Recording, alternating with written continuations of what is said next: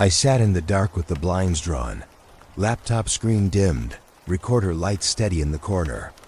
The rain had started an hour earlier, slow sheets across the roof, steady percussion on the windows. I had been leaning into the habit again, chasing the comfort in sound. An old shotgun mic ran into my worn digital recorder, gain nudged high enough to drag every detail out of the storm. It was something I had done for years whenever sleeplessness set in, collecting hours of hiss and water until they blurred into one archive of weather. White noise was my quiet company. The session itself felt ordinary. I had set everything on the small desk by the window, clipping cables into place until they held firm, spooling out headphones just in case. Listening as the timer rolled past 20 minutes, all I expected was the endless wash sliding across rooftops. I wrote notes absent-mindedly between sips of coffee, words turning fluid as the night deepened. The room smelled faintly of dust and damp fabric. It was nothing unusual, nothing planned to be more than routine. But around the 35th minute, I noticed the waveform in real time. Instead of the loose fuzz I had seen hundreds of times, it started to bloom.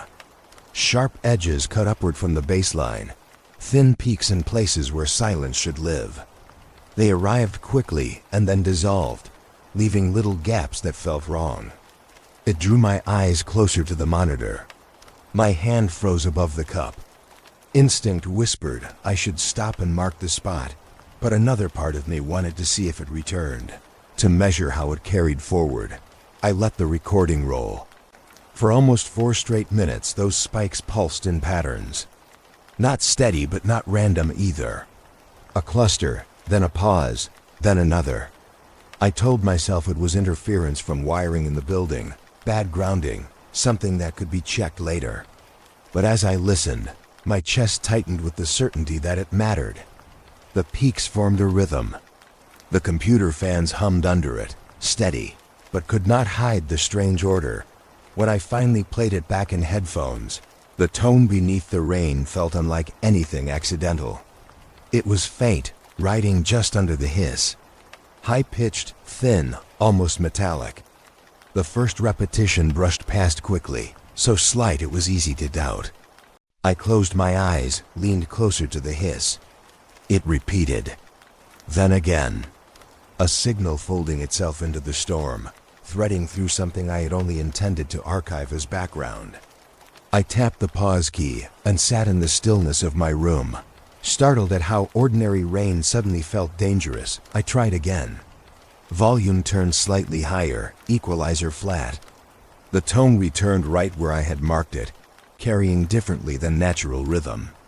I could almost count a regular spacing between bursts, as if someone on the other end had designed it to survive through water and hiss. I rubbed my palms against my jeans, nerves creeping in. I wanted to believe a truck down the road or a neighbor's faulty appliance caused this, not intention pulsing straight through storm. That the strangest part came after I saved the file. My usual habit was to name recordings by date and time. Tonight I hesitated while typing and saw the text appear on its own. Each character blinked into place slowly. 4 minutes, underscore, anomaly. I stared at the screen, breath caught, certain my hands had not moved. The cursor ended on its own, blinking quietly with the new name. I reached down for the recorder, checking cables again, fingers cold. Electronics couldn't type names on their own. Even if software glitched, it would not choose words like that. I tested every key, calmed myself by typing irrelevant lines into the field. Nothing else misbehaved.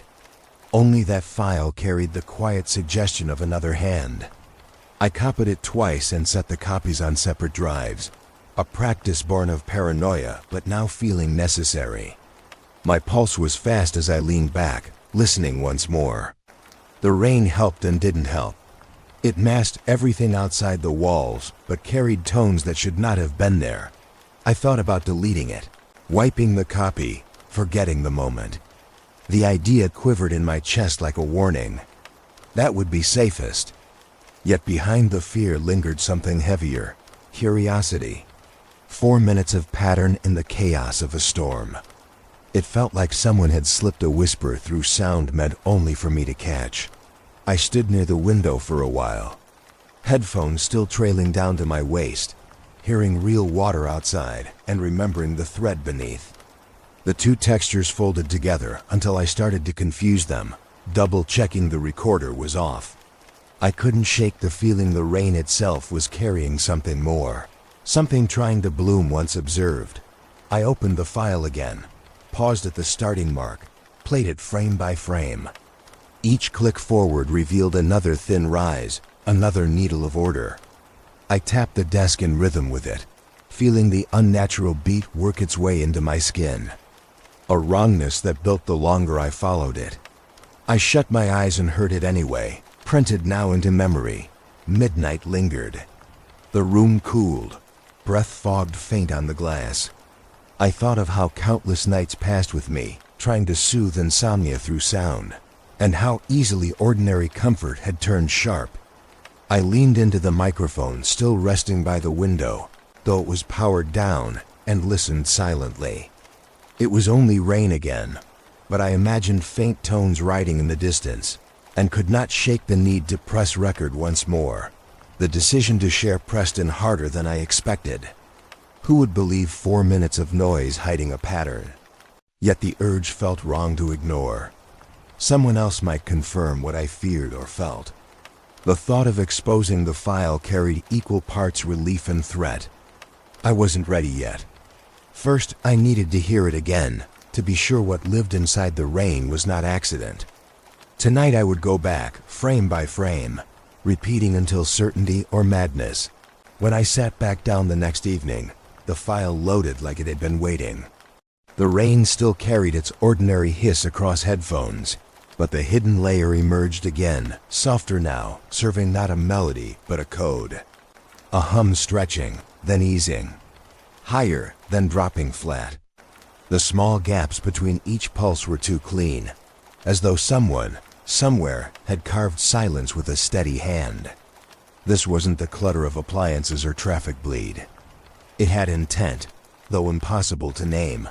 I replayed the minute I had already memorized, staring at the waveform until everything blurred. Inside those hums I felt patterns. Measure followed, measure like instructions for a machine not shown. Thunder tapped lightly against the glass outside. I muted the speakers and continued only in headphones, leaning close until my eyes watered. Each shift teased at structure I could not yet translate. The music of nothing was teaching me something after all. I looked at the gear that had been boxed for years. Old field tools from when I used to chase storms on back roads with more courage than sense. A handheld spectrum analyzer still nestled in cracked foam. A plastic shortwave receiver bought at a pawn shop in Albuquerque. Both smelled of rust and sun. I dusted each off and ran batteries through my palms. I set them on the desk, staring from one to the other, debating if I had finally tipped into obsession. Yet the hum waited, and curiosity never left kindly. When I switched the analyzer on, its screen flickered pale green. For a breath nothing showed but the familiar blur. Then, steady as heartbeats, a narrow wedge climbed up the spectrum. Thin but bright, hugging the boundary line. Too narrow to be splatter, too insistent to be noise. It traced straight through the storm sample, carving itself out. My throat dried with a mixture of awe and dread. No storm should do that. Lightning, wind, yes. But not an interval so exact. The shortwave set came next. Coil antenna stretched crooked in the room, volume low enough to avoid startling myself. At first, against the storm, was only static. But turning the dial carefully, frequency by frequency, I found the hum alive on its own band. Faint but undeniable, clean enough to cut glass. I leaned back, fingers lifted away in caution. The gap between pulses measured nearly perfect, like someone had plotted each on graph paper. I checked the clock twice to prove I hadn't slipped. Yet when I took notes, the spacing held. Too ordered. I flipped through my worn recording logs and found the timestamp from last session. Cross-checking lines opened something deeper than I planned. The minute of the spike nestled against test range schedules I had seen during a project years ago. Dates matched. Locations tucked under the corner of northern New Mexico. Arcoleta climbed quietly from the page, no longer just rumor caught in desert air. My pen trembled as I wrote coordinates, tracing back to Mesa ground every conspiracist on late-night radio whispered about. I froze, thinking whether memory betrayed me. Had I lingered on that range by accident? Had my tired hands hunted frequencies without noticing? Maybe fatigue had built illusion into evidence. I scrubbed through my notebooks weeks, years of storm recordings, and saw no entry like this one, no set of pulses even remotely similar. I was caught between disbelief and certainty, torn by what proof demanded. Each confirmation cracked through comfort. The air in the room thickened. Outside, fresh rain started, barely audible, but I flinched.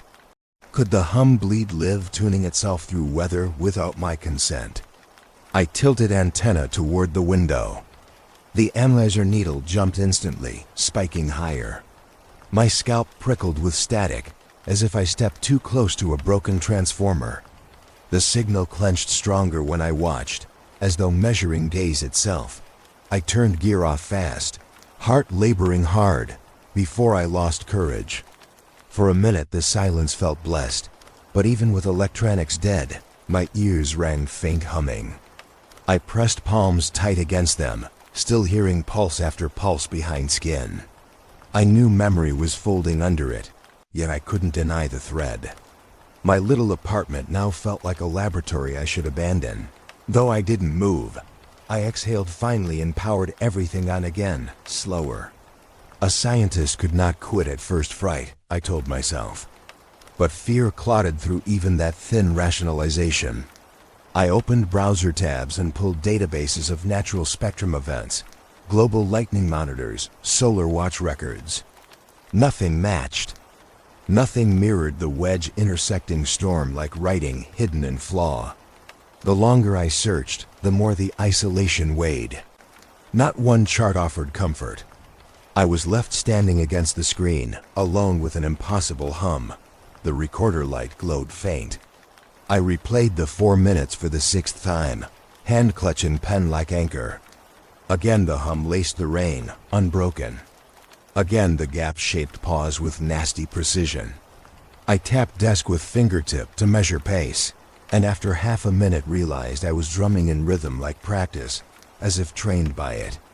I stopped quickly, unsettled how it lived now in muscle as well as ear. A sick thought pressed in. What if it had been there all along, tucked under every rain I had hunted for sleep? What if I had failed to notice until now? Losing track of memory gnawed in sharper than proof itself. I studied old drives, opened half a dozen archives at random. Each carried only the wide fuzz I always knew. None the same hum. That itself scared me more. It meant the intrusion had chosen tonight, chosen this storm, chosen me. The urge to share rattled stronger than before, though dread held it back. If no one confirmed, the madness belonged solely to me. If someone did confirm, the world rewrote itself into something far darker. Yet sitting in the glow of cheap equipment, I knew I needed direction. Evidence meant nothing sealed to one machine. It had to be compared against open logs, shared spaces. Data watched by strangers. The last note I wrote carried weight heavier than the paper allowed. Prove it real, or prove I'm losing it. My wrist cramped around the words. The line held steady under my pen, but I read it over until my vision fought blur. I closed the notebook, pressed it against my chest like it could steady me. I would need to reach out, drag public charts, press signals against each other until truth stood. I stayed awake with the hum still weaving in background, whispering gaps measured in my own pulse. The plan formed itself as if suggested from elsewhere. Compare, cross-check, confirm. I no longer trusted that. I had hit record in the first place, but the file existed now, undeniable. If I couldn't believe memory, Perhaps proof in another database could hold me together. Tomorrow that would begin the day after. Rain still clung to the streets, mist rising in the early gray. I sat at the kitchen table with 2 drives humming and an old laptop balanced on a stack of folders. Searching meant trawling through public record requests, declassified files, documents misfiled or posted by mistake. I had done it before for old projects, but not in years.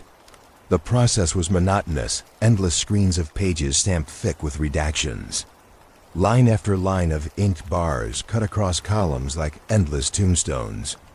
I scrolled until my eyes ached, unsure what I saw. At first, it was nothing, the usual Weather Service memos.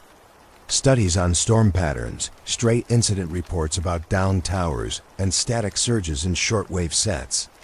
I caught myself yawning, losing focus, debating if the hum had already lodged inside me deeper than evidence could pin. But then, after hours of silence and caffeine, one PDF blinked differently. It bore all the standard tags, department letterhead, dense formatting, but a section marked supplemental attachments had been left badly scrubbed. A footnote tucked at the bottom glowed like a sliver of glass under dust. It read, "Unexplained spectrum events. Northern New Mexico test corridors, coordinates withheld." The date aligned almost precisely with my log from the storm. I leaned closer, heartbeat loud in ears. The attachment that should have held tables was broken, replaced by a blank rectangle labeled audio intrusion. Someone had buried data deeper than carelessness. I hit save instantly, dragging the file to every device within reach.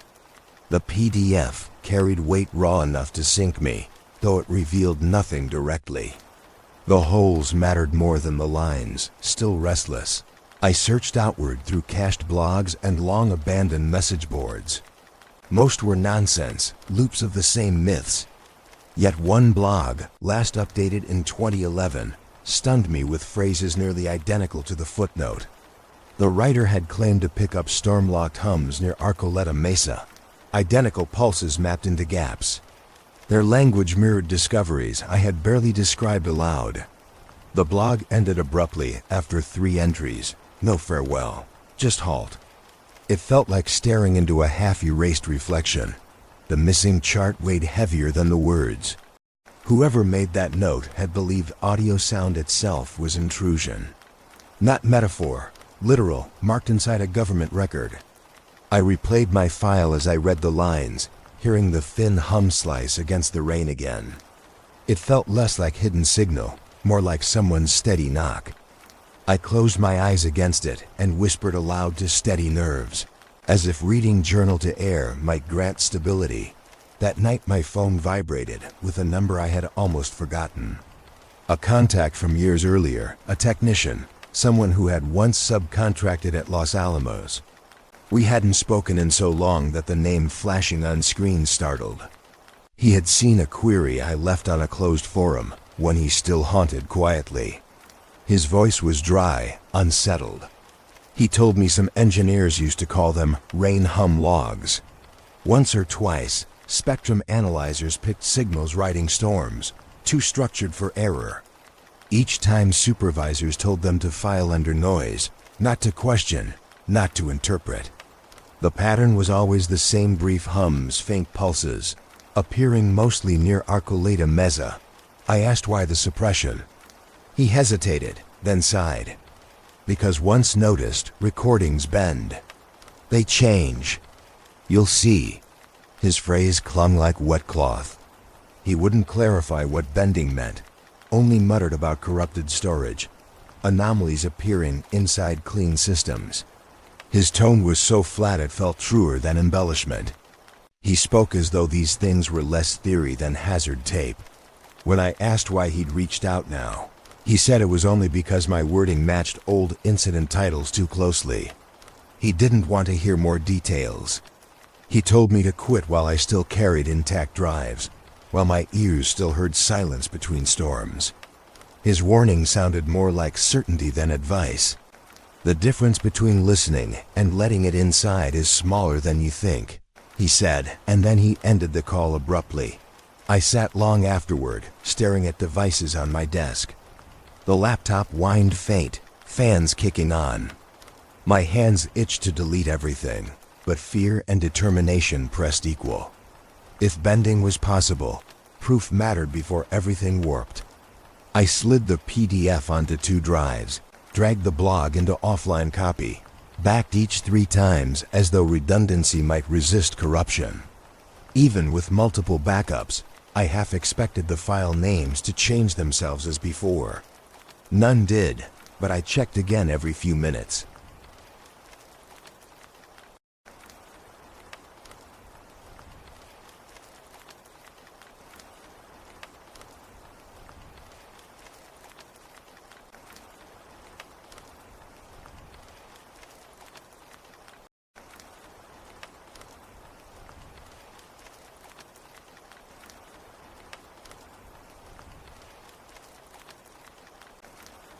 The idea that recordings shifted after attention made me tremble. I thought of how my notes seemed infected the previous night, each word crawling toward suspicion. What if perception itself folded into the files? What if hearing them pressed print deeper than the tape? There was no clear line between superstition and proof anymore. Yet staying in darkness felt more deadly than reaching forward dot by dawn. My eyes blurred from hours of confirms, downloads, copies, checks. Everything I touched hummed faint in ears, whether powered on or not. The word intrusion etched itself into my thoughts. If sound itself was entering like an unwelcome guest, then ignoring it would not save me. Evidence demanded witness. Evidence required comparison with something larger, something beyond my single trembling memory. I packed the drives into a steel box and pushed them under bed frame, a temporary assurance against loss. The kitchen light flickered once as I did it, and for a second I nearly laughed from exhaustion. Rationality told me it was wiring, old bulbs, nothing more. But the timing clung too neat, and I couldn't escape how soon after copying the light had chosen to stutter. Exhaustion finally won. But when I drifted down into half-sleep, fragments of hum replayed in the shell of silence, not from speakers, but somewhere deeper. I jolted back awake, convinced it had followed me. I pressed palms to my ears. The hum was gone. I crawled to the laptop, opened the PDF again, and stared at the empty white block labeled Audio Intrusion until the brightness seared my vision. The files sat doubled, copied, preserved. Whether they warped or not would reveal itself soon. I felt pulled closer to Arcolita, closer than I intended, as though the hole in the document itself was a door. Comparing with open databases, audio proofs larger than my room seemed the only next step. If I didn't confirm soon, I feared the recording might shift into something else entirely, and take me along with it. I laid the drives out on my desk like relics, each one glowing faint with its activity light, silent gears whirring inside. I opened my editing software and began to stack storm upon storm. Hours of rain from different years, different towns, different roadsides layered atop one another until the hiss blurred into one wash. At first it created only mud, an overwhelming roar. But then, faint and insistent, harmonics revealed themselves. Threads where waves rose and fell, not tangled, but arranged. The mass of static bent itself into something with shape. I adjusted volume, panned tracks side to side, trying to tease meaning out of noise.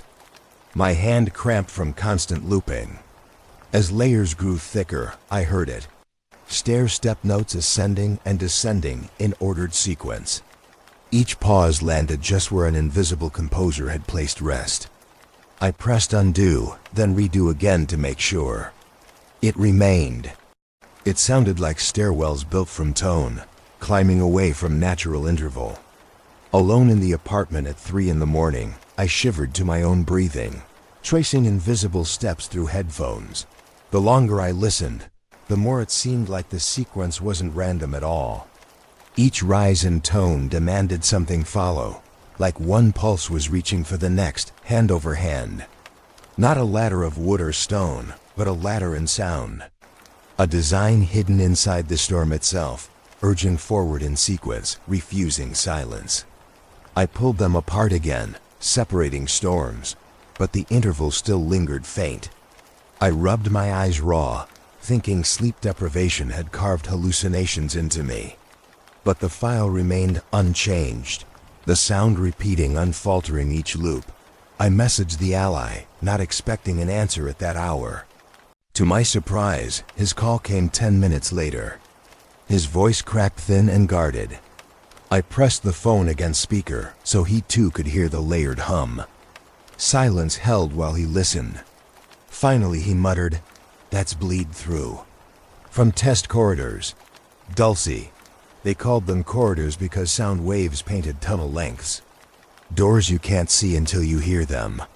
He refused to explain further, only muttered curses that I had gone this far. Curiosity demanded I test again. Outside controlled recordings. I packed the small rig, stuffed a pair of binaural mics into weather covers, slid out into evening drizzle. By dawn I was pulling into a roadside motel far enough from town to avoid suspicion. The parking lot reeked of asphalt, lamps glowing weak beneath rain fog. I unpacked gear and clipped the mics to a quick stand, cheap but steady. Cars dozed in their spaces. No storm had followed me, but that didn't matter.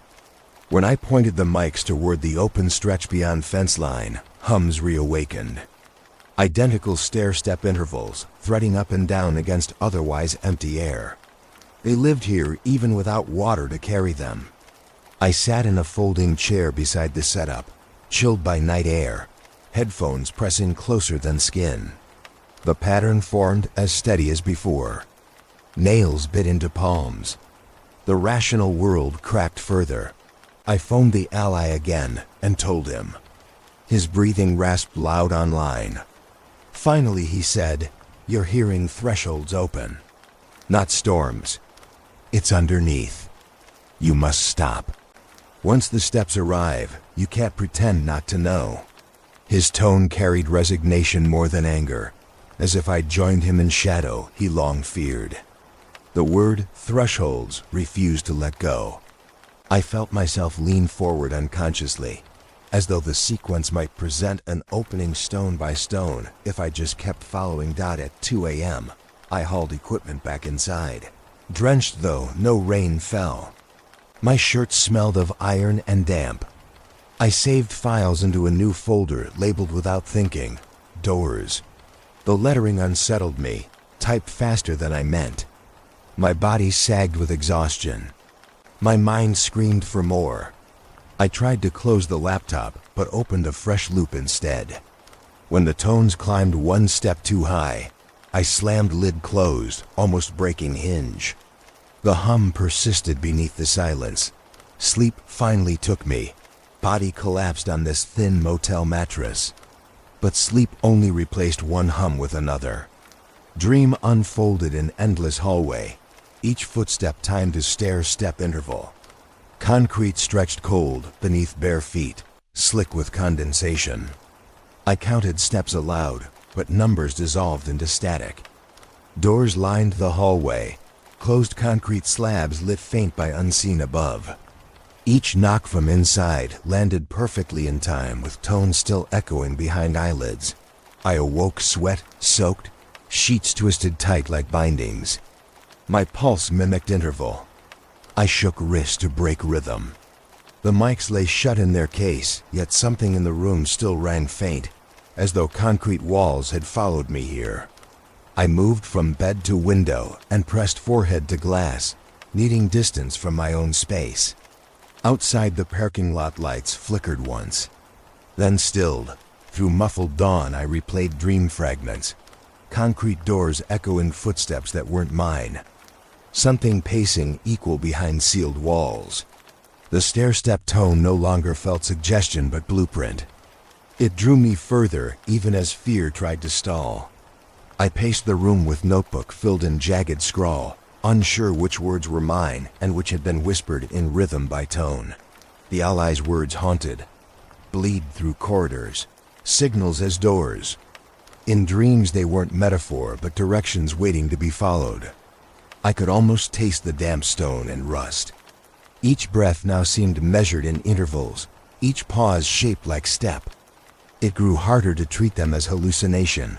I tucked drives back into bag but couldn't leave them behind. My hands lingered on zippers too long, hesitant as though something else guided decision. Curiosity pulled sharp, insistent. Whatever truth hid beneath that mesa had tied itself into storms years ago. I was already entangled, already walking unseen steps. What waits if I followed deeper? My pen tapped notebook in rhythm, counting once more. 1, 2, 3. Gaps defined fourth beat like a foot hesitating on unseen stair. Tonight or soon, I would climb sound instead of ignoring. The signal had shifted from anomaly into invitation, and I had already accepted without meaning to.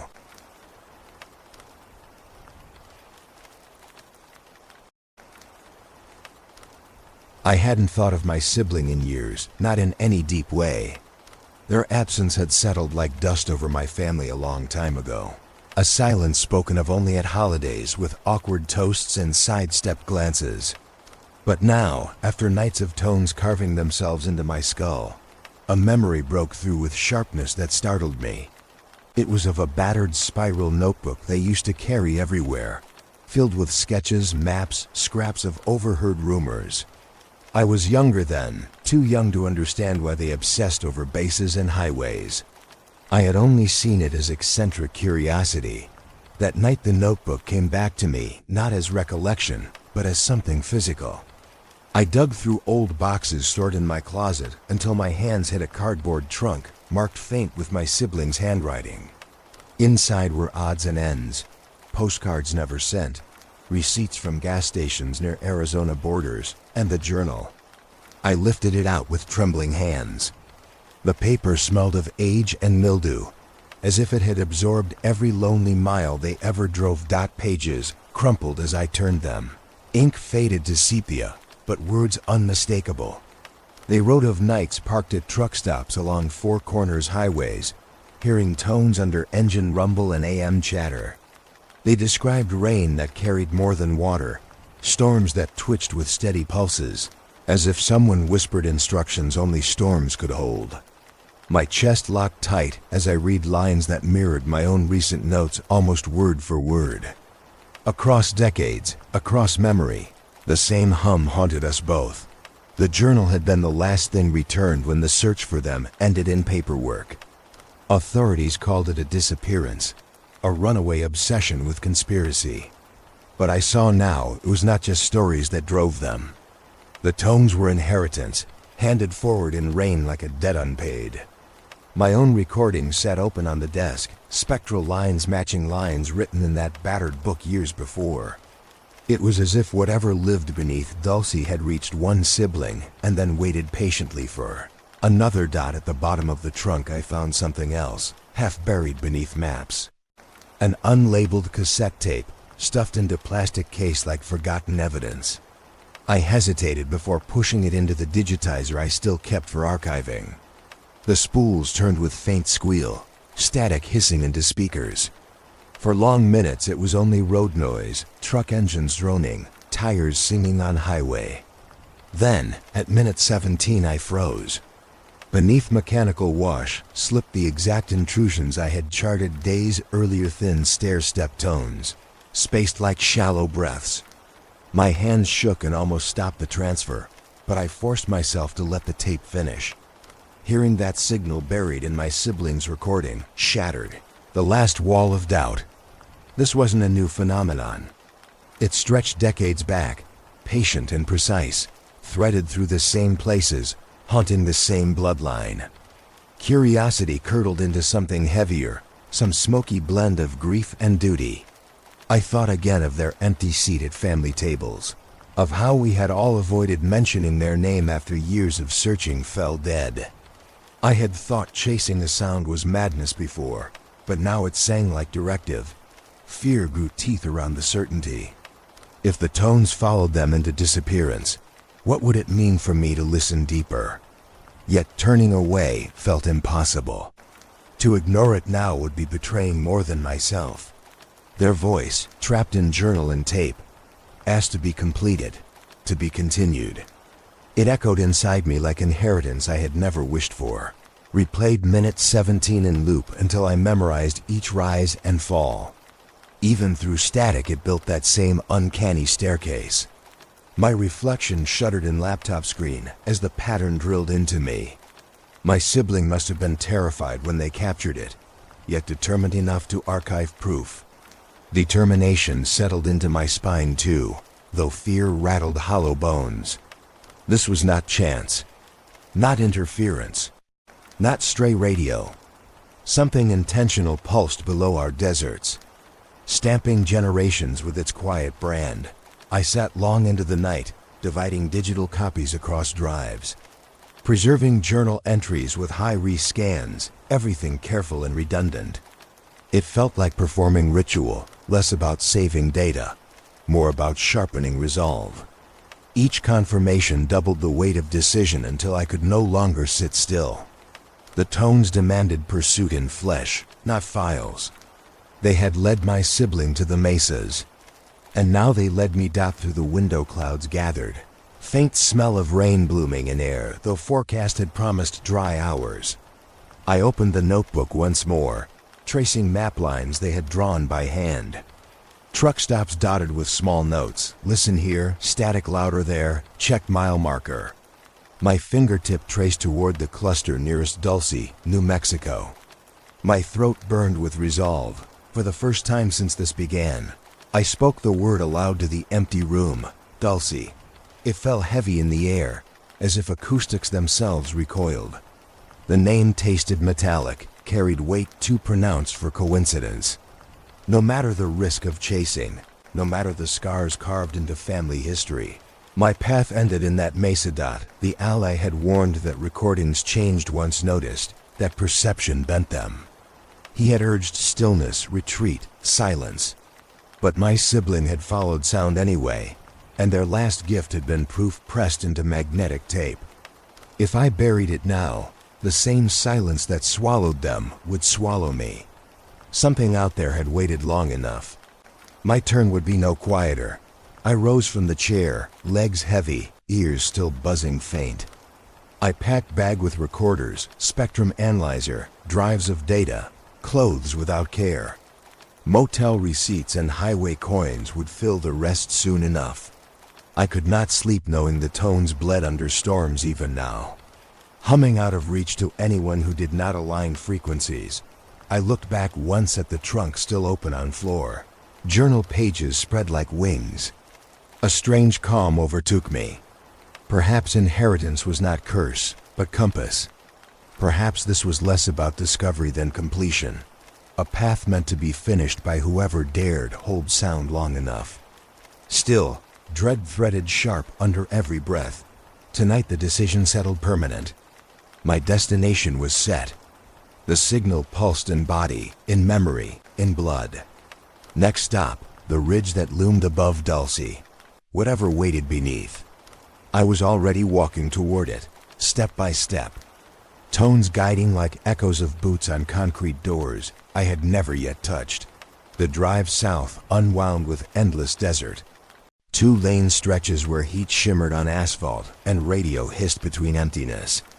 Each hour closer to Dulce contracted the air tighter, like pressure measured not in weather but in silence. I followed my siblings' notes, scrawled coordinates, the kind of road markings that never showed on tourist maps. When the mesa finally came into view, it did not announce itself with grandeur. It rose plain, a basalt crown over scrub and scattered timber. After years of myth, it looked like nothing more than rock set against vast sky. Anticlimax pressed first before awe. The paved road ended 2 miles short. I drove dirt track until fencing appeared, barbed lines strung along posts weathered into gray. A sun-bleached sign tilted, restricted access, no detail beyond letters. No cameras, no guards in sight. Just emptiness dressed as warning. The ally had told me not to push close, to treat space like sealed wound, but my hands already lifted the receiver from bag. Static filled my ears at first, shapeless as expected. But when I faced the handheld toward the slope, one spot near an abandoned wooden lookout tower, the needle jerked. Sharp centimeter leaps each second, locked stubborn 18 kilohertz. I adjusted dials, hoping dismissal as artifact. Instead the spike strengthened, pulsing regular as heartbeat. The receiver sang louder than road hum. My chest hammered in tune. Whatever lived here was no accident. I clipped recorder into chain, left the gear running while I stepped away. Air itself buzzed faint in my teeth, a pressure I felt more than heard. After half hour, snatches played back. Beneath hiss, a ragged interference cut through almost human in cadence. Not words, but something like breathing woven into static, as though microphone had picked up lungs hidden in Mesa's stone. My shoulders stiffened. The mixture of awe and nausea made me laugh softly at nothing.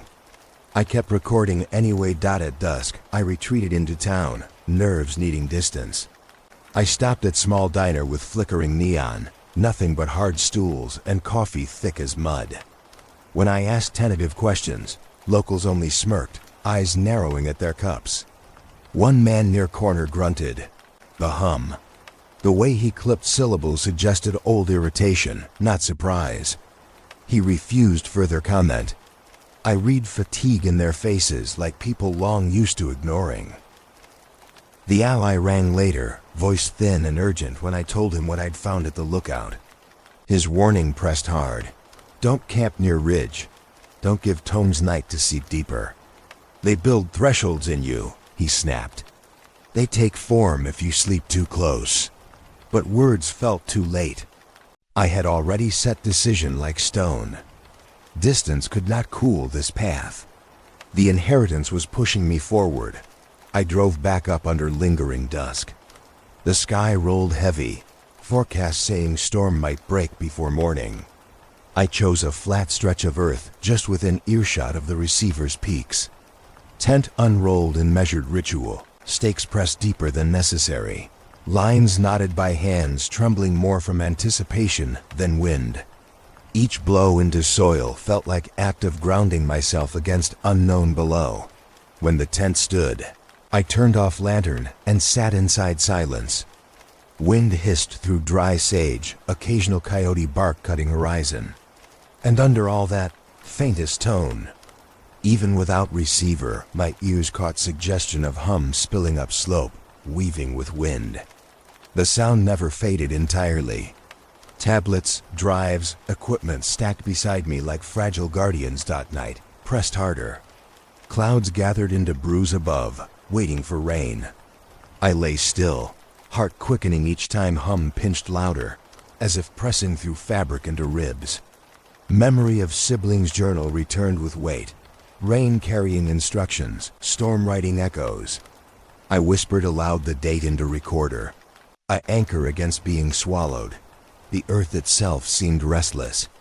Faint vibrations shuddered through ground, not quakes but something smaller, cyclical. Engine throb buried beneath surface.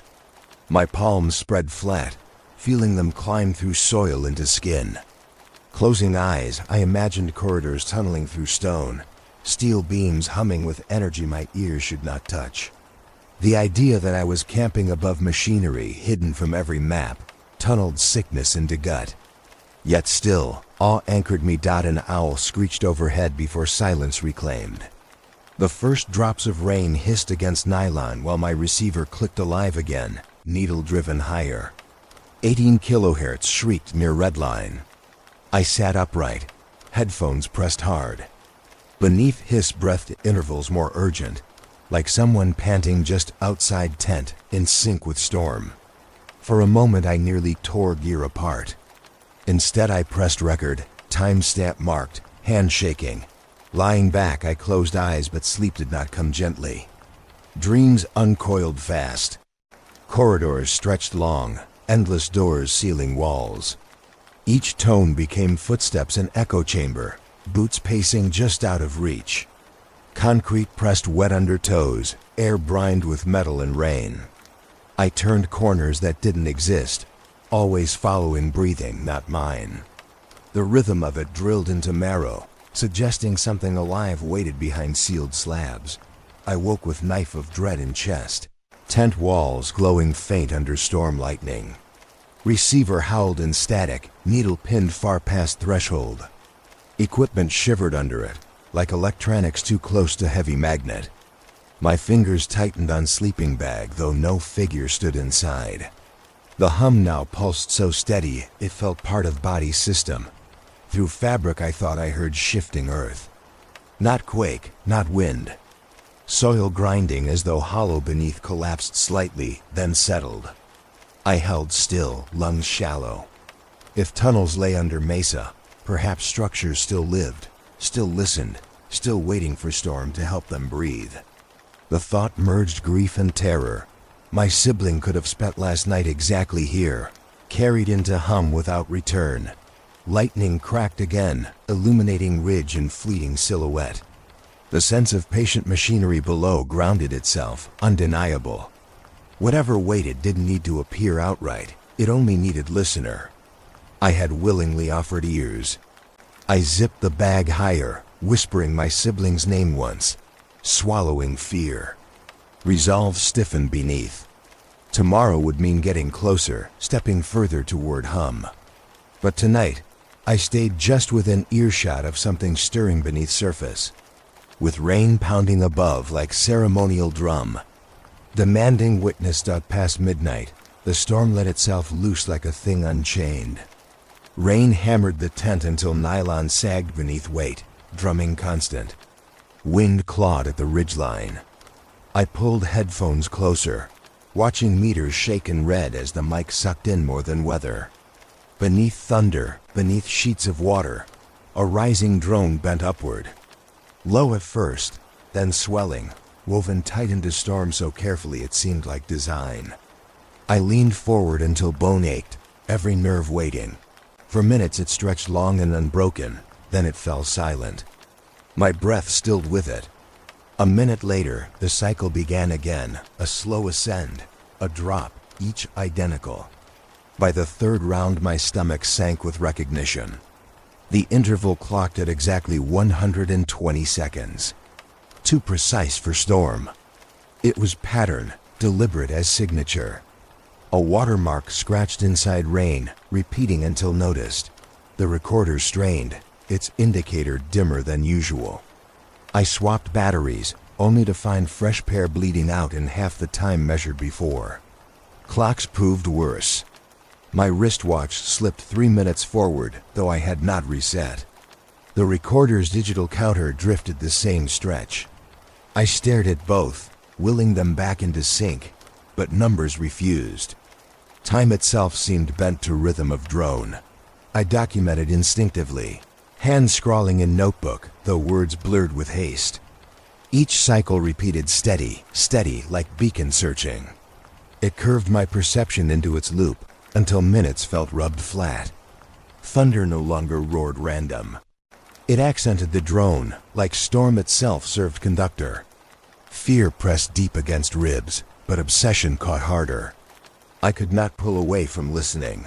Later, reviewing captured stretch, I noticed faint interruptions inside the drone itself. Small stutters, pulses forming shape half recognized. I slowed playback, tracing peaks one by one. It blurred toward Morse. Not full words, not complete phrases like someone jamming slices of message into weather itself, then erasing half. An unfinished language of distress or directive. I rewound 20 times, convinced letters lurked just below. A C, maybe an R, then nothing. The thought that fragments carried intent, that someone pushed at me through storm. Locked nails into mind. I whispered aloud as I looped recording, if this is meant for me. Why deliver through storm no one else attends? Who built such strange courier? Who wanted this herd badly enough to carve seconds with surgical precision beneath thunderclouds? My whisper went unanswered, but the drone returned on time, indifferent. Obsession hardened. I was no longer chasing anomaly. I was participant. Equipment drained, Clocks betrayed, recording carried ghosted messages. This could not be accident. Outside, rain slashed tent walls again, as if hammer striking drum beside heartbeat. I pulled notebook back, sketches turning to rough diagrams of interval. Each signal repeated across page like stairwell drawn by compulsive hand. I noted time drift carefully, pen scratching heavy. Clock 3 minutes advanced, identical to recorder drift. Data, I told myself. Keep it tangible. But heart did not care for tangibility. Heart whispered that storm now had grip on physical law, sleep impossible. I sat cross-legged, headphones pressed, eyelids fluttering with fatigue. Each drone rise lifted me out, lowered me back. I counted under breath, waiting exact 2 minutes between each. The precision hammered deeper horror. Natural world flinched chaotic, never so exact. Here, perfection measured itself in storm dot. When dawn teased faint at far window of tent flap, I reviewed all again. The Morse fragments gnawed worst. Beneath hiss and drone, like ghosts tapping inside prison bars. Letters blinked. Incomplete, shattered by interference, but present enough to rot through certainty. Someone had transmitted. Someone had cared. Whether human or not no longer mattered. Message demanded.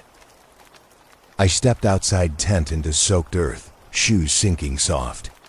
Clouds bruised purple across mesa, still saturated. My receiver needle twitched faint even without rain. The hum did not leave. I stared ridge down, heart shaking. The rational course was clear. Cross-check towers, match frequencies, look for known transmitters spilling into storm. If pattern aligned with infrastructure, human cause explained. Yet I doubted explanation would erase unease. The Allies' warning echoed signals become thresholds, too dangerous to witness. I ignored it. Context now mattered more than caution. If machinery existed hidden under mesa or near, then some broadcast must tie down roots. Public radio, disused test antennae, weather stations long left to rust. I scribbled plan beside soaked gear, mind clutching at method like rope across moving creek. Without comparison, everything remained madness, half hallucination. I collapsed back into folding chair, drenched hair sticking cold, whispering questions no wind answered. Who built signal? Who layered drone into storm like watermark? And why my ears, my family, my blood? But answer deferred, only cycle repeated, 120 seconds exact, like a clock more true than any watch. Fear swelled, but deeper still was grip of need. Someone or something wanted this heard. Rain had carved its proof. I had followed this far. The path forward now narrowed to one course. Towers and transmitters. Frequencies cross-checked until pattern revealed owner. I zipped bag shut, recorder still humming, chest tight.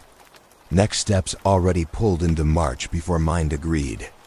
I left tent to storm's lash, whispering once louder against thunder. Who wants this heard? Lightning cracked, no answer, but another steady drone. Right on time. The road out of town cracked and pitched beneath the tires, lined with pinnon and cedar that huddled against the dry wind. I drove slow, passing towers marked on old maps, noting coordinates in my notebook. Most stood crooked and long unused, steel skeletons half devoured by rust, dishes pointing nowhere, cables cut clean. The desert didn't care. Its sun had stripped paint until nothing remained but bone. I stopped at each, tested my receiver, pressed my hand against cold metal. Nothing stirred. Not even a whisper. Only the creak of wind through broken ladders. Hours drained. The same disappointment stacking higher until frustration scraped through. Then, just off a forgotten road curled near the slope of Archelaia, I saw it. A dish leaned in perfect alignment toward the mesa, face gleaming still, as if polished by a hand that refused to age. No rust, no leaning. It stood sharp against scrub, waiting. My throat tightened. I pulled over, gravel crunching too loud under tires. With the receiver switched on, I scanned the spectrum. At first, nothing, just scattered static, the usual debris of open air. But the closer I walked, the sharper the kit sang. A thin peak appeared. No wave belonged here, but the spike rose steady, not fading with wind. I circled until shadow fell across the dish's broad face. Up close, it reflected a faint ring of clouds. My reflection trembled across curve. I clipped the contact mic to its frame and pressed headphones firm. A low resonance poured through. Metal hummed as if alive, vibrating not from wind or touch but from something below. The tone traced the same stair steps I had heard before, only slower, drifting in bass register. A rain hum dragged under surface of machine long dead. My breath caught hard. This wasn't transmission. It was tether. The resonance felt stretched deep. Drawn from the belly of Mazda, I pulled the mic away and replaced it twice, unwilling to trust first impression. Each test matched. Static unrolled into that weighted rhythm, patient and cruel in its consistency. Machines do not hum after 20 years forgotten. And yet here it was, speaking through sheeted steel straight into my spine. I leaned back against car hood, heart stung with equal fear and awe. I felt tethered myself, line drawn from dish to marrow. I called the ally before panic claimed me. He answered with scrape in his voice, as if unease already expected. I described what I had heard, the spike, the steady resonance in abandoned dish. When I gave coordinates, he punched keys on his end. Silence measured between us. That unit, he muttered, last serviced 98. Removed from schedule afterward. Decommissioned, sealed. His words cracked. It should not even exist on record now. Then why's it humming?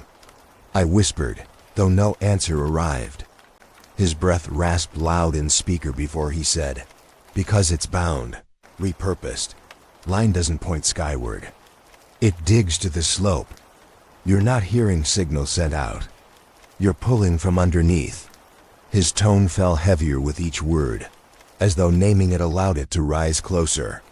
He urged me back to town, told me not to linger around tether lines gone sour. I ignored him. Curiosity pinned harder than fear. I pressed my palm against the cold steel again. It trembled with undercurrent, subtle but steady. Wind snapped through sage, distant thunder scraped above horizon, but nothing masked pulse underhand. Eyes closed, I saw invisible cord dragging me toward subterranean depth, as if dish were anchor holding something rooted too vast to comprehend.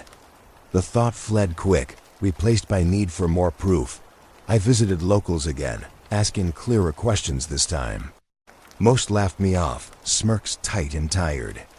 "Mesa hum," one woman chuckled, tapping ash into tray. But her eyes lost humor as she spoke. Another man muttered low, "Not for everyone. Sometimes you'll see lights sweep slope late. No rotors, not aircraft. White beams rolling like search, bending across ridge." He looked down fast, refused another word. Air thickened at table. I thanked him and left. Every step outside felt heavier, like ground itself buzzed with their silence. Back in the car I replayed contact mic samples, listening to dish-breathe metal rhythm, each tone weighted below chest. They matched other files too perfectly. Only slower, like same code stretched taut. If storms sang outward transmission, the dish drew backward, siphoning echo. Each hum felt less like outgoing carrier, more like leash. And if leash, it tethered not to atmosphere but into soil, guiding unseen corridors near pulse. I stared at the slope, its silhouette against bruised dusk. Every instinct screamed to flee. But the tether pulled regardless, invisible cord dragging thought toward ground beneath Mesa. If signal walked upward, maybe it also anchored downward, part of structure hidden below. I imagined stairwells sealed in stone, humming in chorus with dish, waiting for recognition. My siblings' pages unsheathed in memory. Truck stops hum, search tunnels beneath. Now they no longer read as theories. They read as instructions following me. The ally texted once more. Blunt, don't trace it. You'll regret. His warning struck but failed. The tether tone surged low from worn earbuds, rapping heartbeat until distinction failed between machine and body. Answers lay subsurface. Equipment could confirm. Ears already leaned forward, the thought cut through clear. The dish wasn't doorway. It was handle. To follow line meant pressing closer to root, seeing where hum anchored. Fear throbbed, but curiosity stiffened muscle. I marked coordinates on map and drew line extending straight into slope, linking crown of mesa to dish. Connection glowed too perfect to ignore. As night stretched. Storm bruising sky again. I sat in car staring at dish gleaming under moonlight. It looked patient, almost watchful, fixed always toward ridge. Highway behind was emptiness. Ridge ahead pulled weight into bone. I felt as though both hands had already lifted rope tied to something massive underground. Whether it would drag me down or haul it up, I could no longer choose. Curiosity anchored heavier, undeniable. I switched off car engine, tremors in palm. The only path was tracing line beneath ground and seeing exactly what it bound. The trailer sat on the edge of scrub ground. Tin siding warped, satellite dish bent like a broken limb. I found it by accident, or so I told myself, though the truth is my questions in town must have carried farther than I intended. The meeting was unmarked, hidden among weeds and rusted pickup shells. A single bulb glowed from window, drawing me closer. My hands sweated despite the chill.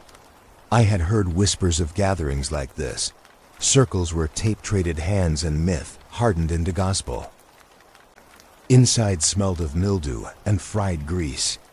A half-dozen figures huddled around a distorted TV, spools of VHS piled on folding table. They looked up as I stepped in. No one asked my name. Among them, it seemed enough that I had come. One man wore a crumpled tinfoil visor perched like crown. A woman tugged hers tight under chin. The absurdity nearly broke through my fear, almost laughter, until I saw the seriousness in their eyes. Footage unspooled, jagged in front of us. Blurred triangles blinking against black sky. Tape grain swallowing clarity. Voices distorted by cheap microphones, warned of lights lifting cattle whole. Each account stacked higher, nonsense in shape, but weighty in conviction. My rational mind sneered, but still I leaned in. Every frame contained yearning, desperate for proof. I felt my sibling's ghost in that longing. How absence pushes belief. That most of the reels offered only cliché, until one man pressed in a cassette less marked than others. The image shuddered, ridgeline faint, horizon jagged. His camcorder microphone rasped under wind and rain. At first I expected more of the same imagined lights, shaky framing, but then I heard it. Beneath static of storm came the hum that had gripped my drives. Faint but identical. Stair steps flowering under hiss. I blinked hard, rewound seconds, listened again. Exact rhythm, my blood stopped cold. They nodded in triumph, though not for science. Tones open memory corridors, a man muttered. Doors in mind. Government hides this, can't bury what sound unlocks. They passed foil helmets around the circle, urging me to shield thought. One refused out of instinct, though pulse hammered at the possibility. To them, foil meant safety. To me it was spectacle. And yet the waveform in that recording matched too perfectly. It rattled me down to marrow. Even nonsense had kernel of truth. The ally would have despised this circus, dismissed every angle. But I sat sweating while camcorder hiss replayed, hearing my own files echoed by strangers who had captured storms over the same slope. We were tethered, blind of method but bound by evidence. The absurd masks of conspiracy did not shield me from recognition. My rational half wavered, laugh escaping his defense. Tin hats, I whispered, shaking my head. But in secret, I couldn't deny respect. They had proof, No matter the package's. As meeting thinned, I collected my bag, intending to slip into night unseen. That's when one younger member, hidden in corner most evening, angled toward me. His face shadowed beneath cap, his voice thin but certain. "Don't play it backward," he murmured. Almost too casual, yet his eyes locked heavier than warning. "It remembers," he said, then offered no further word. I asked what that meant, but he had already turned away to stack tapes. Others ignored us, chattering about sightings. I drove back shaking, night cold through cracked window. The phrase looped against skull. "Don't play it backward. It remembers." I couldn't shake the rhythm of his voice. My rational side argued nonsense. Reversing audio only distorted phase, creating illusions of message. But instinct bristled. How could he have known what lived in my restless temptation? The more stutters from Storm had already driven me to cut, copy, stretch. The thought of reversal had crossed mind more than once. Nagging knife wound under reason. At motel desk, I replayed the VHS capture I had begged for copy of. Digital now, it looked fragile, but sound carried true. Same beats, same gaps. When I mapped both side by side with my file, spectra overlapped with cruel precision. Patterns stretched across decades, across different recorders, still locked in exact rise and fall. No accident could hold so perfect. I marked them until sleep threatened to bury clarity, but rest never came pure. Dreams flung me back into corridors, concrete echoing with steps that weren't mine. Rainwater dripped steady, intervals forming ladders in dark. My sibling walked ahead, never turning, pacing in the same rhythm as storm tones.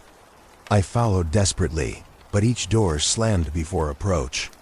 Waking struck like drowning in suddenly dry air, chest heaving. I lay staring at ceiling fan, helpless under drone still whispering from laptop speakers. The next day, I lingered restless in diner, ignoring the Allies' unanswered calls. Memory corridors, they had called it. Doors not in stone but in minds. Absurd, yet dream left impression deeper than any logical explanation. Perhaps sound reached memory itself, leaving rooms unlocked long forgotten. I touched notebook, half expecting pages to rearrange themselves. The warning gnawed at me, "Don't play it backward. It remembers." By nightfall temptation pressed unbearable.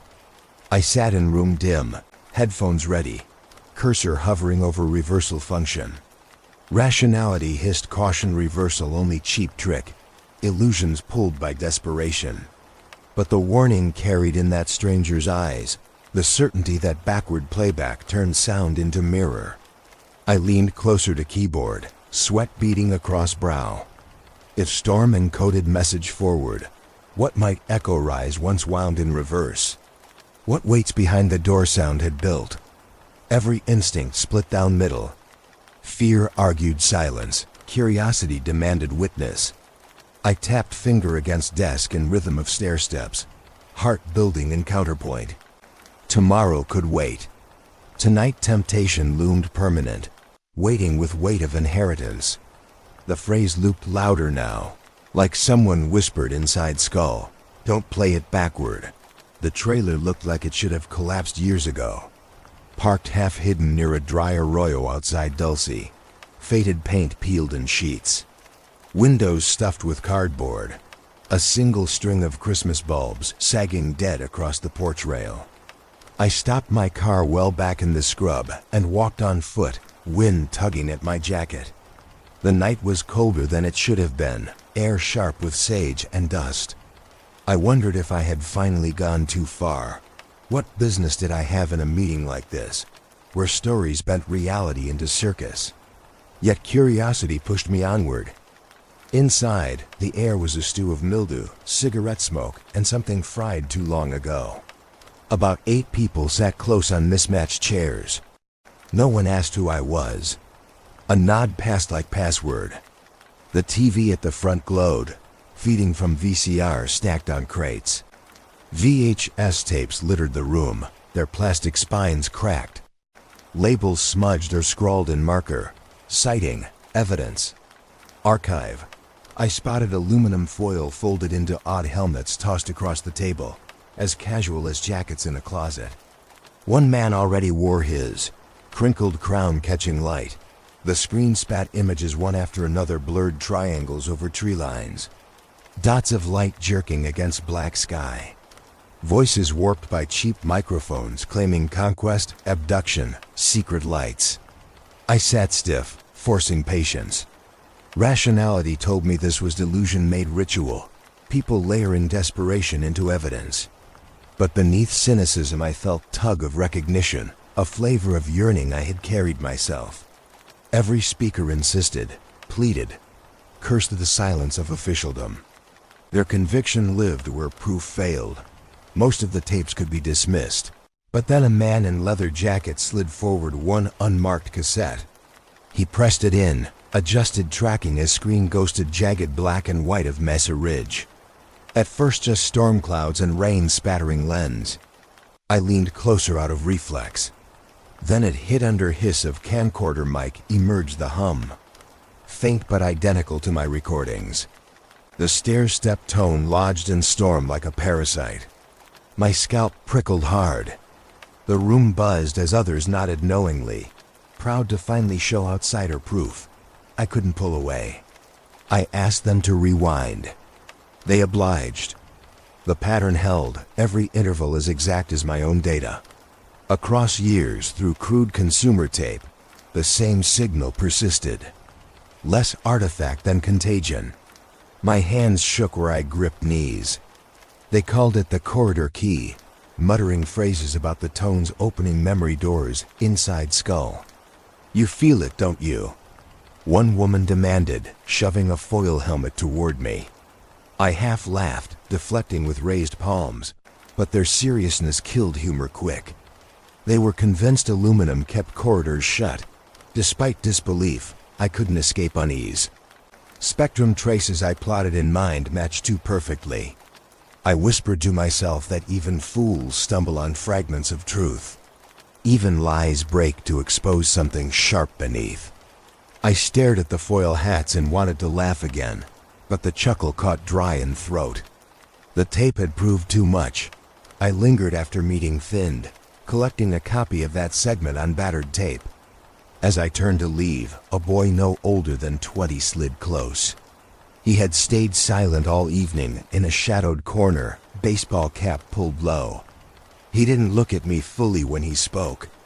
His words edged out like secret past. Don't play it backward. It remembers. I froze. His gaze flicked up only for a second, pupils tight with seriousness. Then he turned away as if nothing more needed saying. Others ignored, still murmuring about lights and proof. Back outside, cold air cleared lungs but not warning. Gravel crunched loud under boots as I hurried to car. His phrase repeated with unhealthy insistence. Don't play it backward. I couldn't understand how he guessed temptation that had plagued me already. I wanted to believe it was theatrics, cult logic, an echo of folklore. Yet each syllable clung sharp, like piece of code carried straight to me from source deeper than his own mouth. Driving back toward motel, I forced mine to logical track. Reverse in audio only inverts phase, reveals illusions of speech, backward phonetics tricking brain. That was all. No memory corridors. No, it waiting beyond reversed wave. I repeated this like chant, but grip of unease held firmer with each mile. The boy's eyes haunted me through reflectors flashing along asphalt shoulders. I realized I still clutched tape far tighter than I should. Alone later, I loaded recording into laptop, fingers shaking. Spectrum tools mapped storm hum against my drives. Perfect overlap, peaks and troughs falling into each other like reflection in mirror. Data didn't lie. I should have been glad validated. Instead, nausea twisted stomach. My siblings' journals had spoken of tones in storm, and now strangers' tapes preserved them too. Threads ran longer, stronger, binding me to something unbroken by decades. Sleep refused. In fitful doze, I saw concrete halls again, water dripping in rhythm, doors stretching endless. My sibling walked somewhere ahead, never slower, never closer when I called. Each step echoed the stair-step tone burned shallow in memory. I woke soaked in sweat, unable to rip their image away. Notebook rattled the floor from bedside table where I had scrawled dream fragments half-conscious. The letters wound crooked, words hard to parse, but phrase repeated across page in jagged hand. Open corridor. Morning, bled bland through curtains, yet warning refused to leave. I ate greasy eggs in town with hands still shaking, ignoring the Allies' repeated calls. My mind gnawed on spectrum match, on dream hallway, on boy's muttered curse and trailer shadow. I could feel hunger inside me, some magnetic tug to break open wave further, to flip it backward. No matter his words. By night, I sat again in dark. Headphones clamped, the camcorder clip cued on screen. Cursor hovered over reversal function for long minutes. My rational half screamed refusal, only folly. But intuition urged press, test, prove. I tapped finger against desk, unconsciously in stair-step beat, body already swayed by tone. The boy's voice whispered again, almost inside ear. Don't play it backward. It remembers. Temptation thickened until fear no longer mattered. Something waited in undoing wave, and whether nightmare or message, I knew I would find out. I sat at the desk with the camcorder file already open, hand hovering over the keyboard. The warning looped relentless. Don't play it backward. My finger trembled above the key. When I clicked, the waveform snapped inverted in a blink. The cursor moved left to right as sound spilled out wrong, rain now a cavern of voice. It wasn't storm anymore. It was chant, low, layered, breath-burned syllables phasing in and out, always just far enough to deny meaning, yet shaped too carefully to dismiss. I pulled headphones tighter, skin crawling as words almost formed, vowels sliding against each other like stone doors grinding open. Every pass sent shock deeper. The modulation wasn't random. Each vowel hung in air before another stacked over it, consonants ghosting just short of articulation. It wasn't gibberish or illusion from reversal. It carried structure waiting to be recognized. Panic rasped from throat, but fascination glued me to chair. I switched windows, pulled analyzer.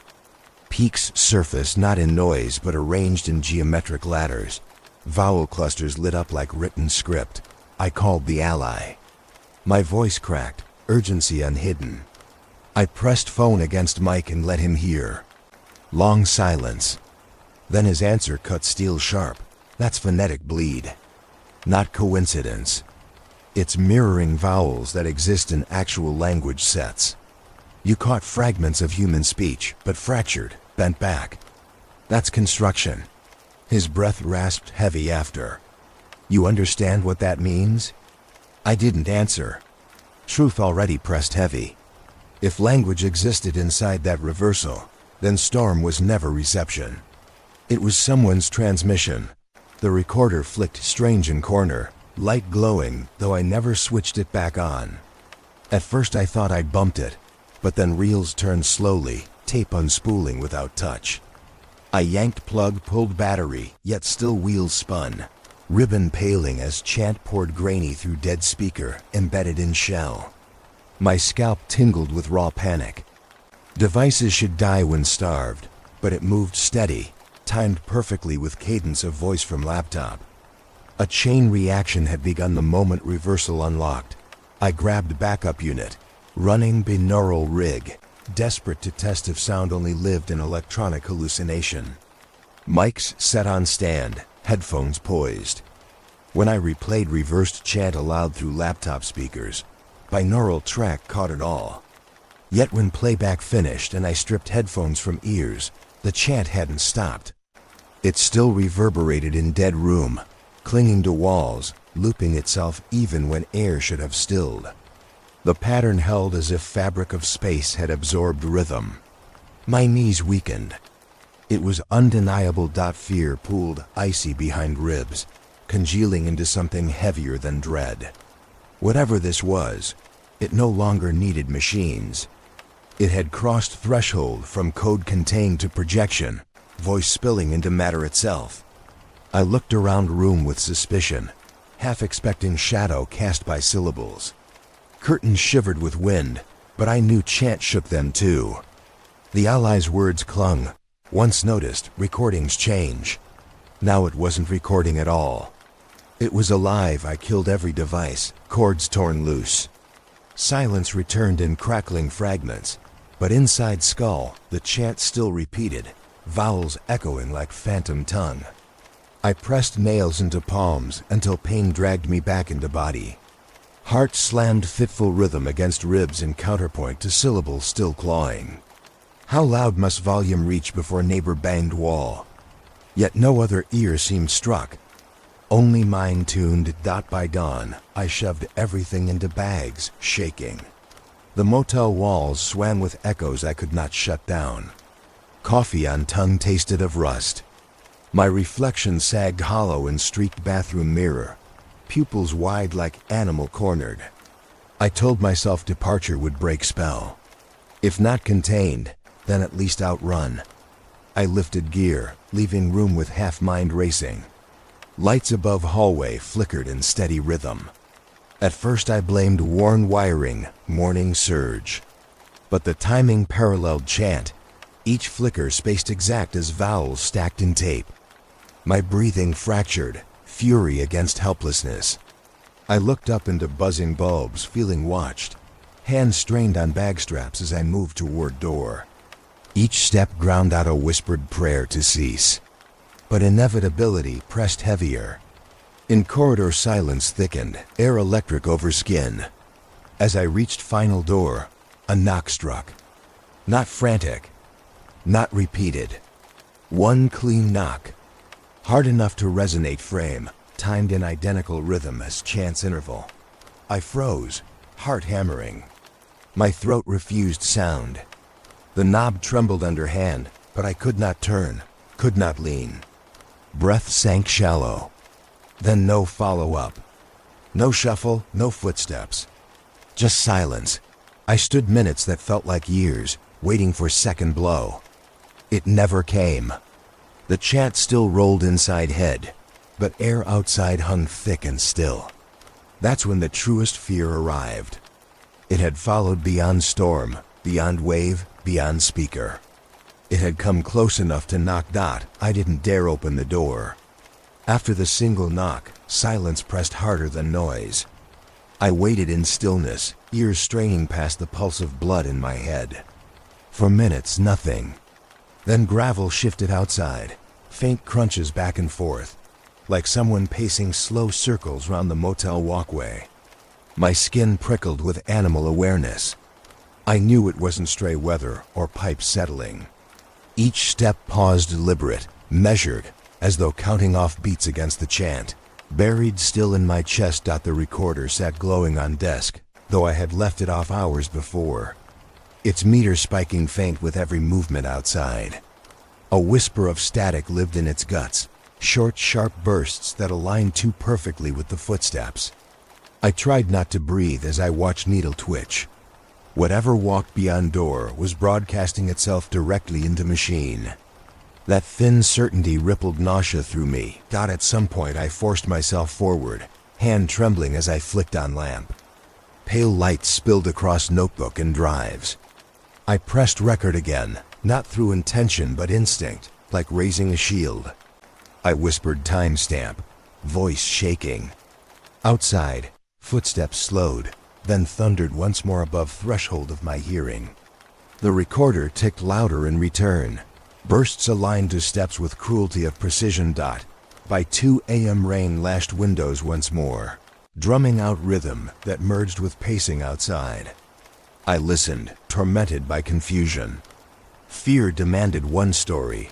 Human agents posted near, watching, playing tricks with interference. Logic whispered other version. The hum itself had seeped far enough into bodies, animating behavior like puppet string. Neither explanation offered safety.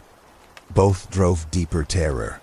The ally arrived close to 3, restless, breath smoked from cold. He entered quick after I unlatched door, staring long into dark walkway before closing it behind him. His hands shook, but his expression sat hard with grim knowledge. Without words, he began pulling free cords from walls, prying motel phone loose from line, snapping cable like it was snake. He muttered through teeth, "Channels are compromised.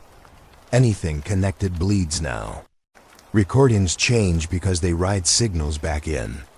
You leave wires open, you're already breached."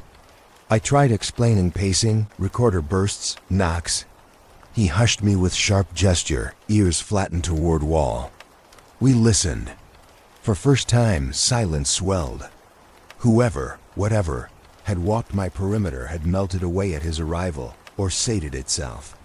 The relief hurt as much as tension itself. Silence is not always gift. Sometimes it disguises teeth. We sat long hours against wall, instruments stacked useless by our feet, until dawn bruised pale color onto curtain edges. Exhaustion forced my eyes closed, though hush pressed heavy still. When birds finally spoke outside, I exhaled like drowning man breaking surface. The ally snatched recorder from desk, insisting we test before leaving place behind. Playback began raw. Pacing replayed not as feet, but as tones half erased, identical stair steps I had wrestled from storms. Each knock I had heard came back as climb through spectrum, boots rendered into static syllable. The crossing from body to code shook me. Our senses no longer sat separate. Instruments ate memory and body alike. Then one last anomaly struck deepest. Near tape's end, layered underneath hiss, a breath whispered. Cadence struck familiar first. Then the syllable clarified under scrutiny. It was a name, clear. My sibling's name, carried in wet cadence as if woven inside rain itself. I froze, unable to speak. The ally stared at me, confusion written until I whispered explanation. He swallowed hard, saying nothing more. Hearing that fractured me open. Grief and proof touched at once, twisting sharp in chest. Until then obsession carried cloak of cold curiosity. Now pain pulsed through purpose. This was no detached study of signals. This was inheritance speaking forward with voice I thought lost to desert decades ago. They had disappeared beneath tones. Now tones delivered them back in fragment. Fear collided with hunger. Clarity no longer optional, only compulsion. If storm could whisper lost name, then corridor opened upon path left unfinished by sibling step. A mission wider than sanity spread before me. Whether human hand or unearthly, someone wanted presence noticed. And now I had heard enough to seal my vow. I looked out window, once dawn-painted ridge in gold. Arcolita stared blank and unyielding, but I felt tunnels breathing beneath. Both proof and ghost dwelled there. I gripped notebook so firmly, notes imprinted into my palm. Resolve had hardened overnight. The investigation wasn't hobby, wasn't curiosity. It was search for blood vanished. It was need deeper than logic. The ally warned me again of lines crossed, that each step nearer mesa would deepen bending. But his voice lacked bite now. He had heard it too. Even he could not deny haunting weight of whispered name.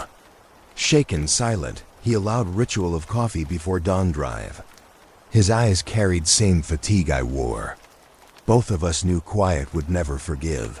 We packed quick, my recorder sealed though it now felt like accomplice.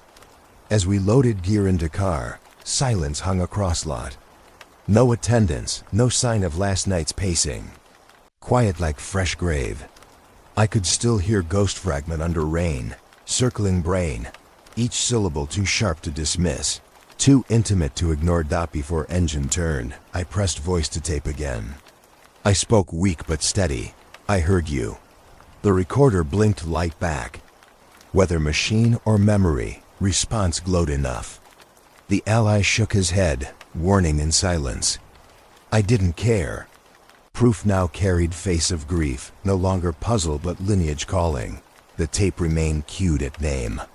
Urgency nodded with raw sorrow. The tones were no longer artifact. They were invitation, corridor opening even through motel walls. And if corridor reached for me, family lost, then step forward felt mandatory. That morning, road bent nearer ridge again. Saturated with pull of siblings echo bound inside hum. Night settled hard around the mesa when we set out again. Headlights blacked with tape, gears strapped rattling in trunk. The ally muttered we should quit, drive the other way until gas dried, but his hands still clutched the soldered amp he'd built, wires braced like bone pins. I guided us toward barbed fencing where coordinates lined, the place my siblings' notes had circled decades earlier. Air tasted like rust and sage. My pulse throbbed steady with the hum I imagined lying dormant underground. We parked short and went on foot, carrying load awkward parabolic dish under my arm. Cables looped round neck, recorder gripped so tight fingertips numbed. Moonlight glazed the scrub. The ally swept meter back and forth as compass, its needle jittering ugly when we neared fence. Beyond twisted barbs the slope rose, dark ridgeline biting sky. I whispered timestamp into recorder, voice squeezed by cold, the dish caught pulse quick. I hunched low, aligning rim toward slope. A whisper tone clawed into headphones, rising as amplifier fed current. Not the faint hum dragged from storms. This cut raw, sharper, urgent. Each tick marked coordinates like map stitched in sound. I plotted rises and falls on pad though pen shook with adrenaline. The field strengthened the nearer we crawled to fence. Then it began. Alarms guttural, clattering like iron chains dragged across hollow drum. Pipes rattling far beneath ground, impossibly deep, metallic thunder echoing upward. The soil trembled in my palms. I froze breath and throat as ally cursed, clutching amp tight. The recorder's levels spiked, needles raking ceiling. Tone bled shrill, stabbing like glass buried in ear. From above ridge, beams sliced down. Trucks, government plane, but their floodlights split dark with merciless clarity, sweeping ridge toward us. My gut clenched. Instinct screamed scatter. I yanked dish, stuffed cables loose, motion frantic. The shrill tone fought louder, as though shield rising round us. For seconds beams swung inches past scrub where we crouched, too bright to bear. I prayed dish did not gleam back reflection. We ran then, stumbling low across gravel mud clutching shoes. My recorder bumped hard against stone, almost slipping. Fear surged hotter than exhaustion. If device shattered, proof bled with it. Trucks roared above slope, lights weaving like thirsty animals hunting. But tone's scream pierced everything, shrieking barrier between. I half believed signal itself shielded, bending search away. Or maybe men saw us clear and let system decide fate. We fled until lungs tore and trucks dimmed into night. Behind old junipers we crouched, trembling. The ally wheezed fury for dragging him into breach, his words shredded by panting. I cradled recorder, shaking fingers fumbling controls. Nearly dropped again, casing slick with sweat and mud. Miracle, file held. The drive ticked faint like wounded heart. I closed eyes and thanks. Back in car, silence leaned heavier than exhaustion. We drove miles before stopping, both ragged. Only after seatbelts bit into us did we dare review. The file spat bursts uncanny. Not raw hum, not storm stair steps, but pulses in sequence.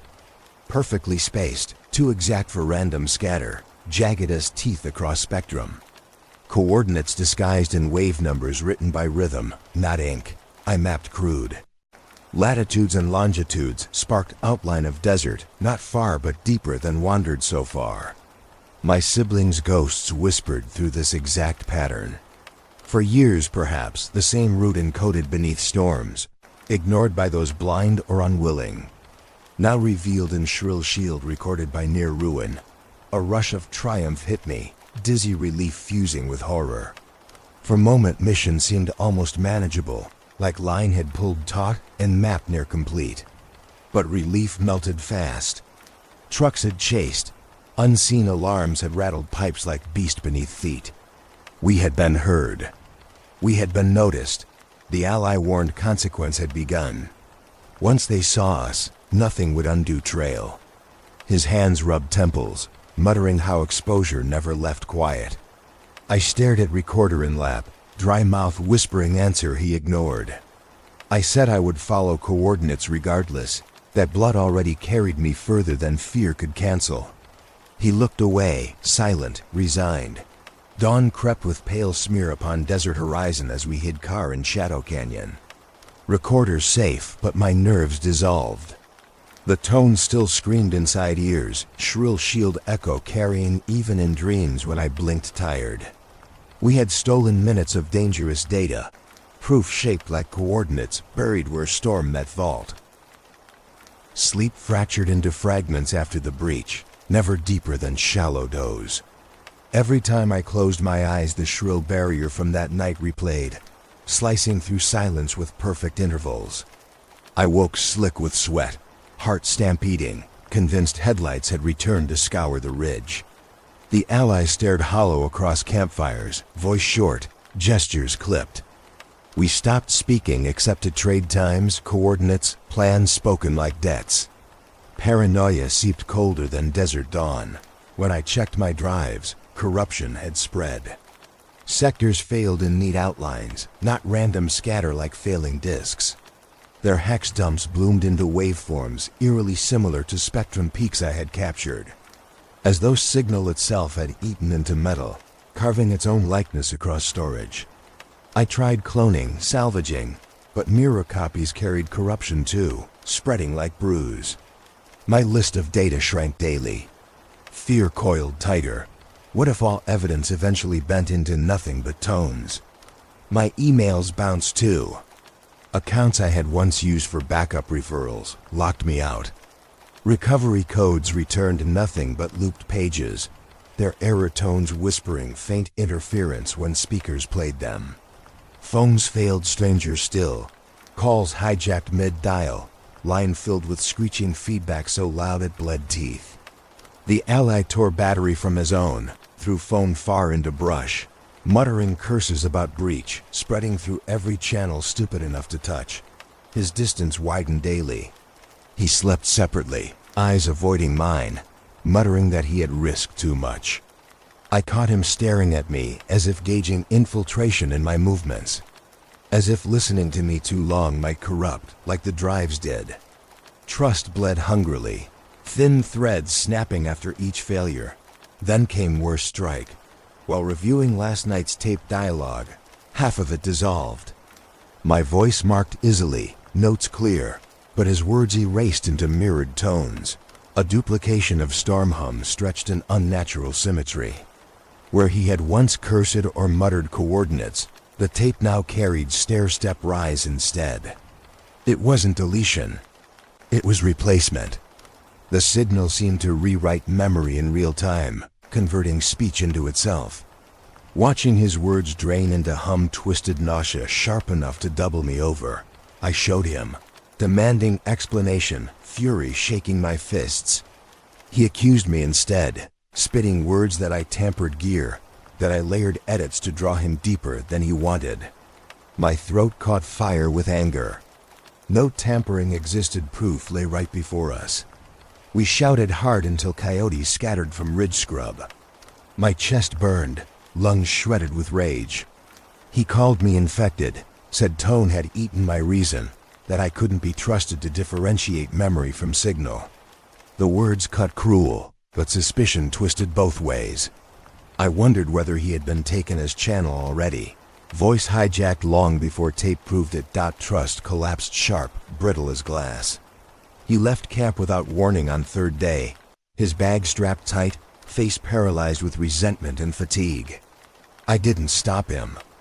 My own fury forbade it.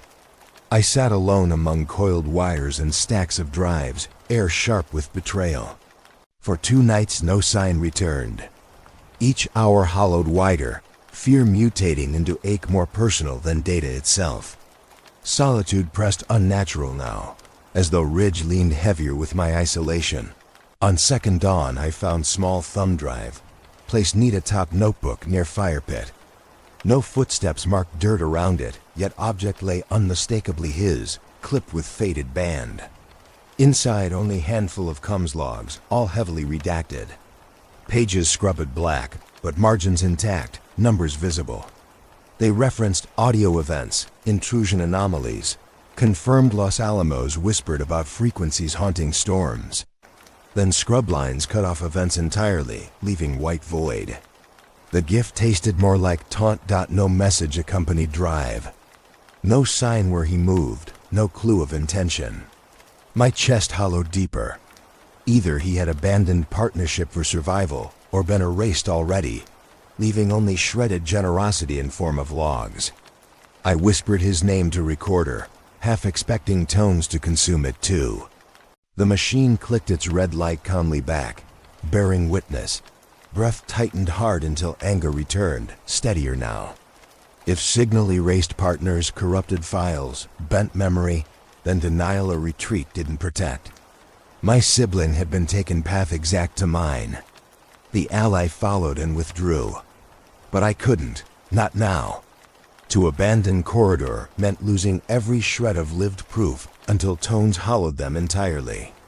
If mission carried contagion so wide, silence would destroy as sure as sound. My hands ached as I packed bag again.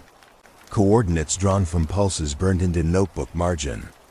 Whether ally gone by choice or theft no longer mattered. I faced choice alone.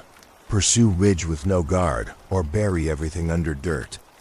Grit my teeth until jaw ached. Every grief, every knock outside motel, every whisper of sibling's name had cut logic away until only compulsion remained. I rose, shoulders stiff with weight, pages pressed hard under my palm. Recorder blinked red, stubborn, patient. The tones were waiting, already carving deeper beneath Mesa. Proof demanded witness.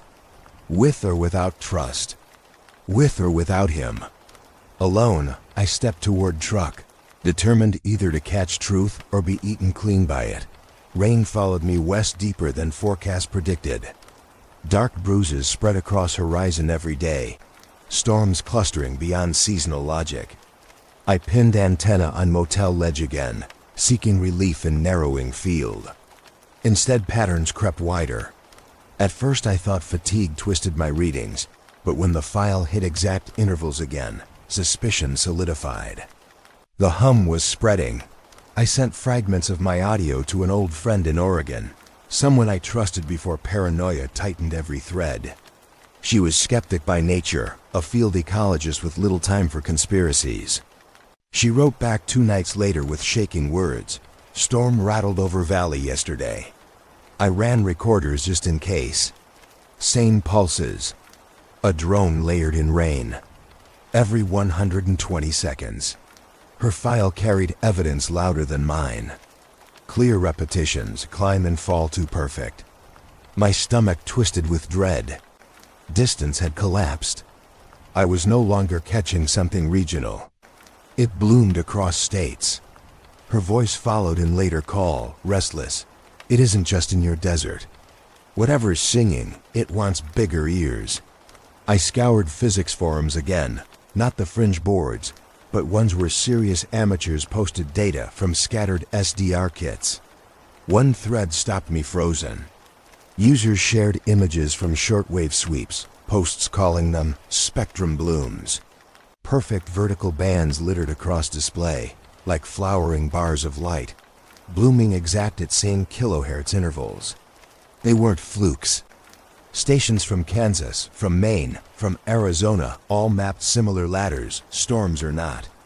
Some insisted NOAA weather interference. Others claimed solar anomalies. But the bands predated solar flares. Archive research crushed accident theories. Scrolling deeper felt like drowning. Debates clashed about HARP, resurrecting decades of suspicion, but I pulled old operation dates and creaked inside. These ladders had shaped much earlier. Proof sat inside my sibling's tape from the 90s, well before HARP pinned in Alaskan grounds. People screamed in threads about covert arrays, military overreach. My jaw tightened. Anger churned sharper under skin. This was not program-born simple. It was older, patient. Storms no longer carried sound. Sound itself seemed to seed storms. My friend reported clear skies shredded into thunder overnight, though forecasts held dry. In her backyard, intervals began even before rain touched roof. It was as if hum seeded water from sky itself, dragging cloud into form. I trailed local news feeds, unseasonal rains creeping across half the states. Crops drowned sudden, streets flooded beyond season. Patterns coiled tight with each recording. A larger body pressed forward, birthing itself an open atmosphere. Fear scaled cooler with each note in notebook. No longer confined to Messa's spine. Whatever had incubated beneath Dulce now bloomed across country. I felt smaller, foolish for thinking inheritance belonged to family alone. Instead, I had joined chain-strung continent-wide. A door cracked under that plateau. What poured outward spilled into every cloud mass willing to carry its chant. I looped Oregon file against mine, against siblings' tape unearthed from box. The stair steps aligned, no drift across decades or miles. Absolute consistency, a blueprint repeated with religious fidelity. Even errors in tape hiss repeated, as if noise itself mirrored. Blind chance could not mimic that. Organization structured larger than weather machines, larger than private experiments. The tone lived as parasite, replicating pattern perfect wherever rain struck ground. With fear rising, I reached again for the thumb drive the ally left, a gift that still felt like curse. Redacted logs whispered of widening bands, but cut mid-explanation. Now I understood too plain. They had known spread existed. They marked phase events in plural notes. What grew then now thrived without leash. For me, this was not only record of grief. It was escalation spilling across skyline. I searched maps, chasing embed marks hidden under ladder pulses. No matter where storm built, trace still leaned mountainward. Listening longer, shape returned to desert coordinates, as though every bloom carried tether line that angled back to Arcolita. My gut clenched with certainty, center remained fixed. All branches bled toward root. IG energy spilled across states. It still sucked anchor underground at Mesa Slope. Night after night I logged new storms, each humming alive in rain, each repeating chant mirrored to corridor below. The recordings piled into evidence more massive than any one person could shoulder. But solitude left weight unbearable, pressing into chest until ribs scraped. I whispered into recorder apologies to sibling, to ally, words lost under hiss. Rest waned inside me. In fitful half-sleep, maps sprawled wide, countries splintered under rain, hum bleeding oceans until no safe horizon. Doors stretched infinite in dreams, memory corridors opening across continents, each step replicating stare until whole world walked rhythm of unseen chant. I woke clawing at bedsheet, desperate for air, convinced dawn itself pulsed to intervals. Shaking, I rushed outside to car with receiver balanced. Even under morning sun when sky showed blue, faint hum trembled in instrument, irresolvable. Not weather, not natural, not contained. My entire world shifted scale. This was no artifact to archive. It was infection, deep and deliberate, telling message older than program, stranger than human control. Yet every bloom carried signature back. The trace folded home without fail. The ridgeline grinned above Mesa, slope burying anchor still.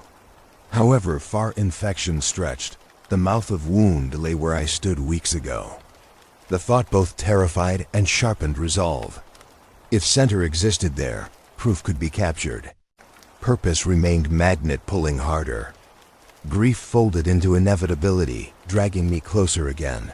Beneath fear, I sharpened decision.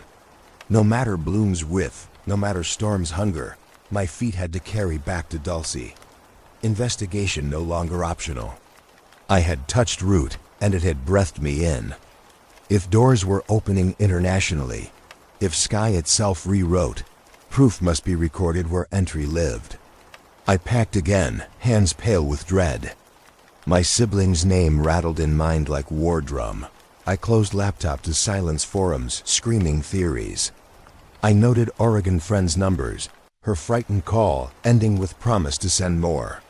But line already humming, interference twisting her tone.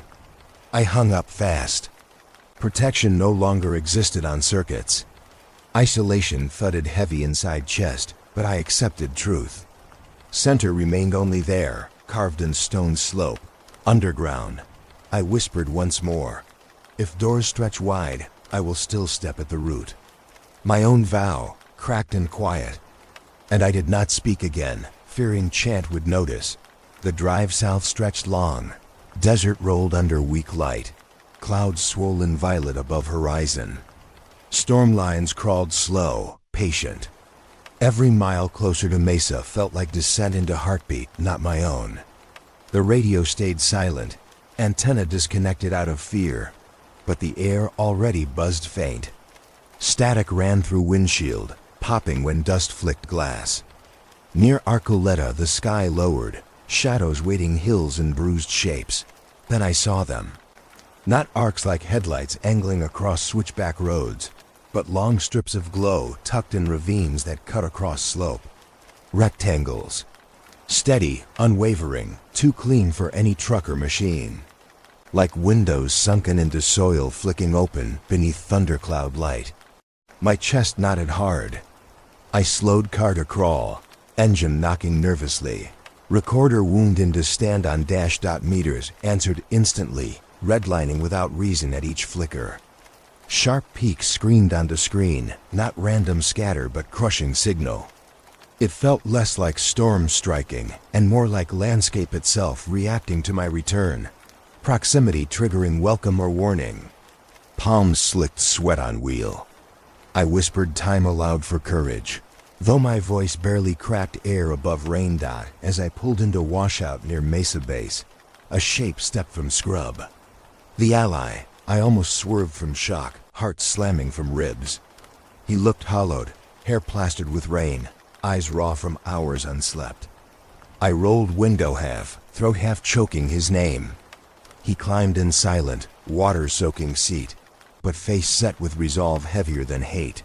I shouldn't be here, he said low. Should have stayed gone. But listen. His hands trembled near dash, eyes locking straight at slope. Back inside Los Alamos, we whispered about corridors. Tunnels tuned with broadcasts. Engineers charting ways to stretch sound inside stone, like you stretch beam through prism. Rain carried the resonance further, bled corridors into open air. We joked, called them rain corridors. No one laughed long. He rubbed face, shaking. It was never symptom. It was experiment turned permanent. What you hear isn't bleed. It's doorway tested until it lived. My breath snagged in chest. The words filled years of searching with awful cohesion. Doorway bent into air. Corridors seeded through sky itself. Broadcast tethered to storm.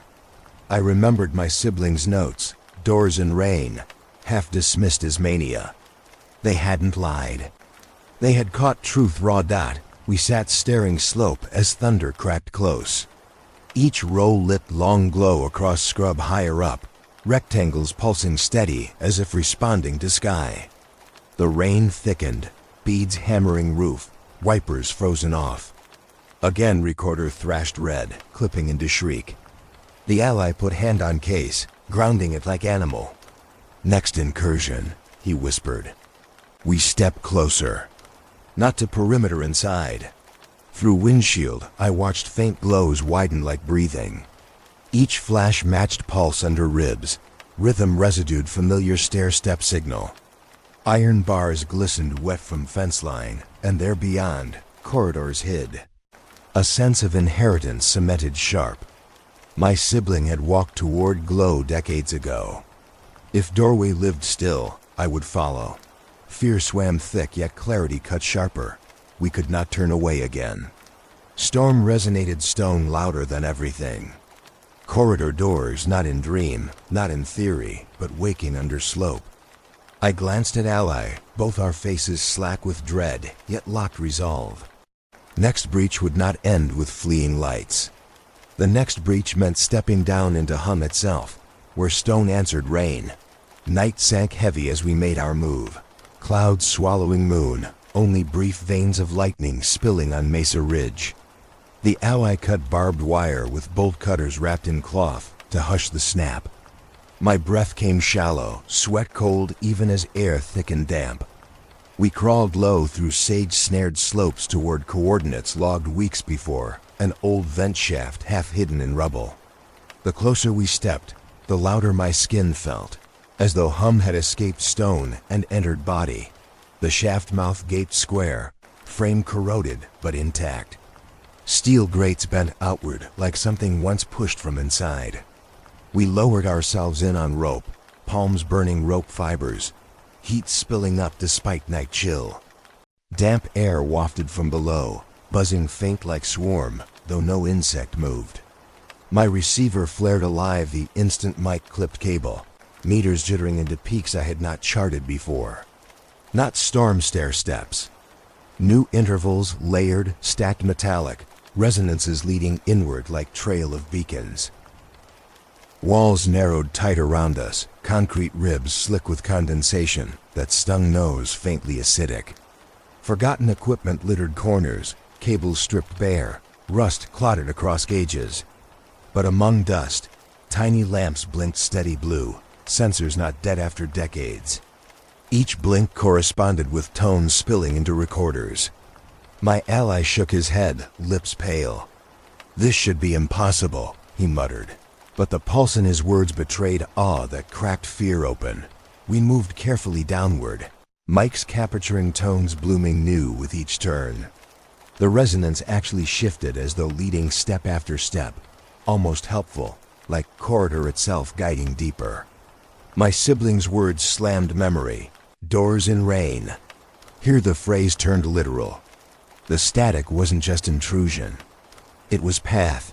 Metal stairs eventually dropped us to chamber, where shafts split into multiple corridors. Walls pinned with steel braces still breathing faint hum. The air pressed thick, heavy with warmth rising from soil. My hand-pressed recorder gained down, but levels still thrashed red, merely distorting into screech. We walked into narrower hall, boots scuffing rust. Gauges rimmed wall, their needles jittering despite cracked glass faces. Half the panels bore decades of dust, yet ripple lights marched across them slow, systematic. Every sound echoed unnatural, as if chamber replied before words left our mouths. Concrete didn't just reflect, it participated. Each time microphone brushed near door or panel, hum burst higher, like tuned response to our presence. My ally's hand shook visibly, light wavering across walls. "This is all too real," he whispered. His voice reverberated double, played back by corridor like it already stored future memory. At base of shaft we reached doorway thick with corrosion. Concrete chipped where frame met rust. Twin doors hung half open, edges thrumming like massive tuning forks. When microphone poked closer, they groaned with resonance, frequency singing into red. The hum responded like acknowledgement. I pulled back shaking, every nerve sparking. Ally nearly crumpled, staring wide, jaw tight to keep fear contained. It was no longer conspiracy. We stood inside working system built in stone. Tech alive even as exterior world dismissed rumor. Beyond doors, light flickered pale down deeper tunnel. Each pulse matched rhythm of static that had haunted thunderstorms. No storm outside could seed this. It birthed from below, radiating outward into sky. The stair step sharpened to jagged demand, insistent. Recorder vibrated almost free of grip. Chassis hot in hand as if it strained to match signal climbing higher. We paused at threshold, sweat rolling. Breath shallow. Ally muttered that nothing was worth this, yet his eyes glued to doors, even tighter than mine. Fear had nowhere to escape. The chamber behind pulled louder, like heart beating in wrong body. I raised mic toward opening once more, and resonance screamed wild, near splitting diaphragm. Sound reversed, environment air thrummed, ribs quaked. Behind doors, shadows twitched with faint light, static sharpening into knife edge. It was less invitation than ultimatum. We stepped closer. There was no chance of retreat now. Recorder shrieked near distortion, swallowing my whisper as I named sibling under breath, feeling their presence heavier than air. We crossed threshold together, swallowed by hum that bent walls alive. Deeper still waited the real chamber. The tunnel gave way without warning, widening jagged around a bend into a hollow that seemed to swallow its own echoes. My lamp cut across stone and metal both, the sweep of light lost inside a room far larger than I prepared for. The chamber stretched out in both directions, ringed with consoles sunken into floor like dead teeth. Hundreds of them curved along wall. At first glance they looked abandoned, dust thick in fractures, glass fractured. But even in silence they glowed. Tiny indicators slipped in and out of life, faint green dots stuttering as if waking and dying in the same second. The sound was worse. Every tone I had logged, every stair-step interval, every drone from storms, all of it lived here like captive light refracted across walls. It poured out, layered in harmonics so dense they broke apart sense of distance. The space hummed self-aware, a resonance too wide, as if walls didn't reflect sound but multiplied it. My recorder quaked in grip, clipping though I hadn't spoken. I tried to lower gain, but levels refused to drop. The chamber insisted on recording itself. I turned in place, breath thin. Against one wall, reels I had hauled in the past, tapes I believed lost, snapped, gone, spooled, suddenly into motion. Magnetic ribbons spun of their own, wheels turning dry and sure. My heart slammed at ribs as speakers embedded in consoles hissed alive. Words crackled out, my own voice from storms years earlier, frantic notes replayed in chorus. Another deck spilled with memory not mine, a woman describing rainfall 30 years back, voice half erased by static yet unmistakable. One after another reels sang, whole wall of cassettes and tape loops, each throwing fragments of time back at me. Then came the worst, a voice I recognized as more than stray log. Clear, steady, my sibling's cadence. The one gone since the 90s, absence carved into every hollow of family table. Through rattling spool, I heard them reading pages from notebook I had found. The exact phrases about truck stops, tones under engine roam, messages in hiss. They read as though alive, steady, present, timbre, untouched by age. My knees softened. Recorder fell against chest, strap straining weight. My throat attempted sound, but nothing emerged except thin gasp. I wanted to deny. I wanted to shout at consoles that they only stored residue, only magnetism faked with current. But each repetition came exact, sentences I had traced in their handwriting now assembled from thin air. It felt less like archive and more like seance turned mechanical. The chamber feasted on what storms stole, packaging voices of every witness into endless library. This was not record. This was graveyard. I pressed hand against console, metal warm, as though all these captured lives bled heat into circuits. For a moment I believed if I leaned far enough, I could touch my sibling through power humming below. I whispered their name out loud. Instant playback fired back at me, overlapping whispers stacked by machine, swallowed into droning chorus. Chamber had eaten my voice too, and fed it back as memory. The ally tugged my shoulder hard, eyes wide, face pale under lamplight. Don't linger, he rasped above resonance. Every second twists your head. It keeps layering until you forget which voice is your own. His lips trembled as he spoke, fear honest. I stepped back shaky, but sorrow held me still, eyes on reels. They continued to spin without prompt, playing memory after memory deeper than mine. Farmers logging rain in 74. Soldiers muttering tests. Children humming in storm. All stained with hiss. All trapped. I tried to press fingers to ears, but sound fumed through bone. You cannot shut out vibration. It carves its own path. My siblings' lines echoed again, sharper this time, as if pulled fresh, not from tape. Journal fragments rolled. Doors in rain, corridors echo, phrases carved deeper inside me. I knew if I left they would still ring and skull forever. Part of me ached to stay, to surrender body to archive, to become another loop among loops. The ally shook hard against me, dragging attention to exit. This is storage, not sanctuary. It eats until nothing left. We can't stay. His words cracked raw, desperation naked. But my legs bent toward consoles again. Tears hit lips without consent, salt-cutting taste. Grief surged too heavy, hope carved too sharp. What if siblings' voice meant they still lived, fractal deep behind walls? What if staying was only way to reach them? Many lights blinked faster now, consoles responding higher as though sensing indecision. Harmonics rose in layered interval, space folding crooked as if larger than it was.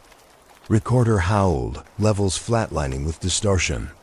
Feedback screeched in sync with my own pulse, machine near frying. I dropped notebook on floor, pages fluttering.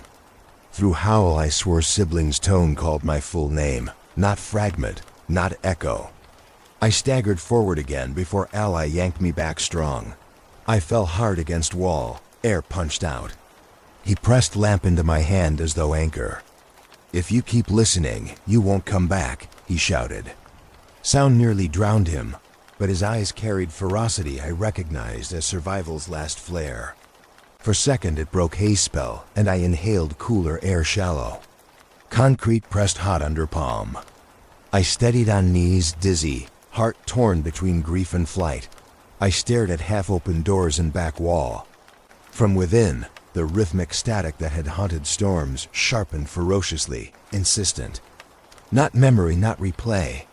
Source itself, beating core. The chamber I stood in only outer circle, archive of waste. The real mouth weighted deeper down, where hum throbbed with creation. My chest contracted tight. Recorder all but screamed. We stepped closer to those doors. Whatever grief hook bound me here, whatever corrosion chamber promised mind, I could no longer deny path. Deeper still waited truth. My sibling's voice trailed behind in loop as if blessing or curse repeating. We crossed threshold towards sharp static. Recorder distorted to breaking. The chamber deepened into breathless dark, and with each step, the tones sharpened until they no longer seemed to come from walls, but from air itself. A thick cord climbed like staircase, each rise sparking a faint glow along consoles abandoned for decades. Lights blinked awake in unison, green, blue, amber, coiling around the vast hall as if since to rain still falling far above ground. Storm rhythm pulsed inside stone. My throat caught. I hadn't touched a single switch, yet machines carried life. The ally cursed under breath, lamp trembling in his grip.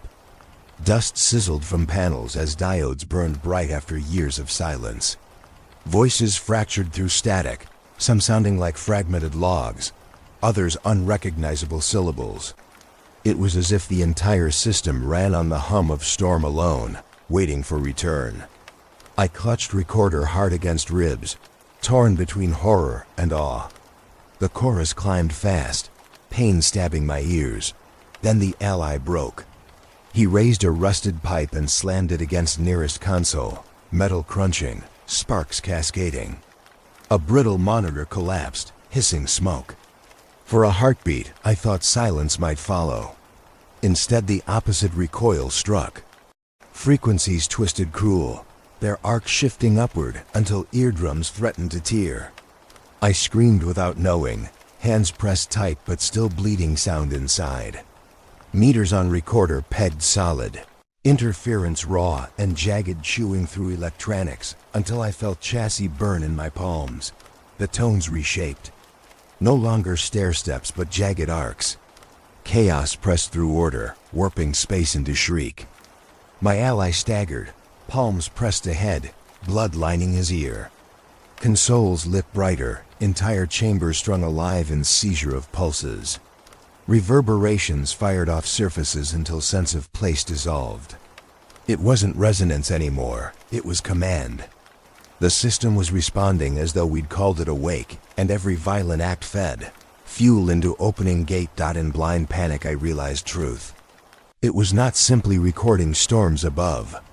It was using us. Every recorder crackled, every microphone jutted like plugged into artery. The more we captured, the wider its breathing duct stretched. Witnessing equaled expansion. Documentation was infection. I looked at drives and bag with terror then, each one not archive, but extension. By logging I had only sewn aperture larger. The ally stumbled back, mouth-shaping warning I barely heard. Sound drowned everything, yet patterns still clawed through, unmistakable. After shaking notes, after chaos hammered raw, one sharp tone struck steady once more. Surging like branding iron, my recorder sparked and screen seared with coordinates etched permanent across file window. I hadn't typed. I hadn't input. Yet digits sat burned into memory, impossible to erase. A mark. I staggered toward exit, dragging ally half collapsed. Every panel shrieked behind, harmonics whipping body into tremors. Consoles gained rhythm, pulses rolling like thunder but mechanical, as though entire cavern was storm lung compressing. Ceiling dust rained down. Retreat was barely possible. I shoved him into shaft stairs, climbing frantic though legs buckled. Each interval still pulsed behind like heart I could not abandon. My thoughts ran wild. Had I doomed every archive I'd made? Had the spread across states been forced open by listeners like me? Each recorder another mouth widening the wound. The realization shattered me. The system had no intention to remain hidden. It wanted to move, to replicate, to spread as far as microphones reached. My obsession had been its courier. At surface crack of lightning split sky, storm raging heavy. We collapsed into wet soil, drenched instantly yet grateful for shallow wind and real air. Ears rang with shriek that would never leave now. The ally clutched at head, whispering brokenly about breach, about gates not shutting. I stared at recorder's screen still faintly glowing under rain. Coordinates burned in pixel scorch. Permanent stamp no formatting would erase. Something underground had chosen to ETCH direction into me. An invitation or a demand. Either way, it lived now inside more than one machine. Spread had overtaken investigation. We weren't hunters. We were carriers. The storm hit harder than forecast. Black sky folding itself into violent spirals. Air charged as if a whole grid had been wound too tight. I stood in soaked earth, staring at clouds convulsing. Lightning so frequent, it made night into stuttering daylight. Radios across the band spat hiss and tones. Whole stations blanketed. A jazz station from Albuquerque cut mid-song. Under vinyl crackle rain chatter merged like duet. Stair steps sliding beneath the horns. Nobody noticed in living rooms or cars, but I heard it, the invasion threaded. It had breached broadcast, climbing further than Mesa. The ally collapsed near truck, eyes glazed, skin pale. He twitched as thunder cracked, hands pressed like claws over ears bleeding faint red. Trauma had gutted him. His words slurred nonsense, fear stacked atop fever. I dragged him under tarp, held his mouth for breath. He drifted half-conscious, whispering one phrase again and again. Gates open. Gates open till noise devoured sense. My chest ached watching him unravel, but I was too hollow to console now. News thin dropped through static phones. Blackouts flared 3 states east. Flickering towers near grids. Power surges tearing substations overnight with no lightning nearby. Broadcasters admitted interference they couldn't chart. Rumors carried faster in forums. spectrum spikes rising in sudden blooms, identical across states. What I saw in chamber now spat itself loose above ground.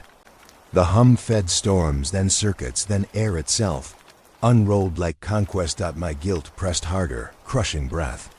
The recorder sat heavy against my side. The coordinates burned in it like scar tissue. I'd tried already to kill it, hurl it against stone until casings split. But battery torn away, wires snapped, it still lit faint under rain. When I pressed ear close, tones bled quiet into world, seed throbbing, indestructible. It no longer agreed to be object. It had become source. By carrying it, I had become antenna. I was transmitter now. Boundary between self and machine ruptured cruel. My head still replayed sibling's voice, journal fragments replaying like permanent ghost. Grief slipped through me until it felt not grief, but tether. My loss, my blood, my logs, they merged with hum that now threaded storms beyond fence line. Recording had folded inheritance into system. I wasn't me entirely. I was extension. I pressed nails into palm until pain shook me, but voice still lived inside skull, whispering names not mine. I tried flame against the case, plastic blackening, water boiling off. Tone persisted. Microchips cracked like shells, but inside, resonance lived on. No erasure possible. Fire refused. Hammer refused. Magnetic field even stronger when I pressed magnets near. Device pulsed anyway, alive, laughing. I dragged hands up face, wanting to scream at sky, but thunder mocked me with replication, playing stair steps over horizon like Morse scrawled above. I knew choice meant one or other. Either bury it in ground, silence-proof, hide sickness until maybe storms settle of themselves. Or lean harder, broadcast willingly, spread message faster.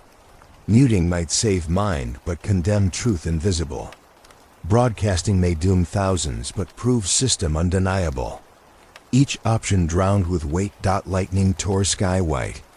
Alone at edge of truck, soaked, trembling, I stared at defeated ally muttering in fever. His loyalty shredded by trauma. Siblings echo in skull begged completion. Corridor voice pressed demand into coordinates seared inside device. Every storm overhead begged my participation. I pressed recorder against chest. The hum vibrated bone like heart shifted permanent. I imagined drop into canyon, hoping smash would bury it. But new canyon itself would sing then, voice amplified. I imagined broadcast across pirated frequency, all ears touched. Catastrophe, yes, but truth undone, hidden, shoulders burned. Options thinned. I whispered aloud, last tether to sanity. Mute it, or release it. Each syllable fragile under thunder. My decision would define not only my end, but infection's reach. In every storm scatter the hum waited, stubborn. My throat closed hard. Grief for sibling merged with dread. For first time I realized I wasn't only witness. I was channel itself. I sat in the motel room surrounded by a graveyard of gear. Cables sprawled like veins across carpeting. Knots of wire tying mixer, recorder, battered laptop into jury-rigged unity. The window rattled as rain pressed against glass. Hard sheets slamming in rhythm, already too familiar. I shut curtains tight, leaving only the low glow of desk lamp. Pooled light over dials trembling with storm static. This was no experiment anymore. It was confession turned final act. I set recorder on center table, its scarred plastic still pulsing faint. Burned coordinates glared sharp when screen jittered alive. Mixer fumed under bad solder joints, knobs trembling thin. I patched recorder line through, tested levels. Listened as tone poured through like veins of metal, steady climb that bent lungs. Then I drew chair close, pressed mic before me, and stared at red light, staring back. My chest tightened, words waiting as storm curled through sky outside. I spoke slow, as if to myself, voice stripped smooth. This is record of journey, of what the rain carried, of what it took. I told the tape what I loved and lost. Sibling's voice retrieved only through static grave. I told it how proof eats from inside, corrodes trust, strips memory clean. I admitted cost, the ally broken on floorboards, notebooks smeared with blood of ears split by signal. My throat ached, but I kept tone plain, documentary sharp. Syllables counted like evidence logs. The rain outside shifted louder, thrash ricocheting against glass until every pane shook.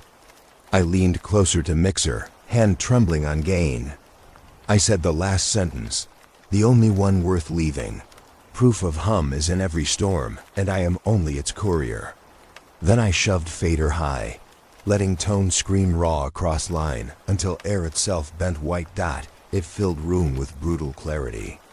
The hum roared not from speaker alone, but from walls, floor, and bones. The furniture shuddered, veneer splitting hairline. Glass trembled in window frames like teeth vibrating loose. And outside, storms snapped from chaos into unnatural meter. Each drop struck with precision, rain aligned to stair-step rhythm of broadcast. Sky kept beat like slave. For seconds it synchronized perfectly, corridors of sound and water welded as one instrument. The door rattled as though knocked from inside, light fixtures dimming under surge. I closed eyes, pain searing ears, but awe still stronger. I knew signal threaded far across night, eaten by antennas in casual homes, creeping under jazz and news bulletins, slipping into ears unready. I knew it could not be withdrawn. I lowered gain only after Mixer screamed hot with near fire. The tones faded reluctantly, walls echoing slower before giving slack. The silence that followed pressed thicker than roar. My pulse stood louder in chest than anything outside. I sat with head bent, hair plastered damp, throat raw, minutes ticked in dark. The rain continued heavy, but no longer perfect drops trailed back toward chaos. A familiar storm again, albeit changed forever. I stared at recorder still humming faint. It had done what it needed to do. The contagion had passed lips worldwide. Whether truth or disease, it had left this motel dot in heavy silence. Came new sound. A knock, single deliberate wood struck with calm, nothing frantic. The exact cadence as before, but louder, firmer, closer. My lungs stalled. I didn't rise. No second knock followed. Just red light staring from recorder, storm slurring beyond window, silence stalking walls.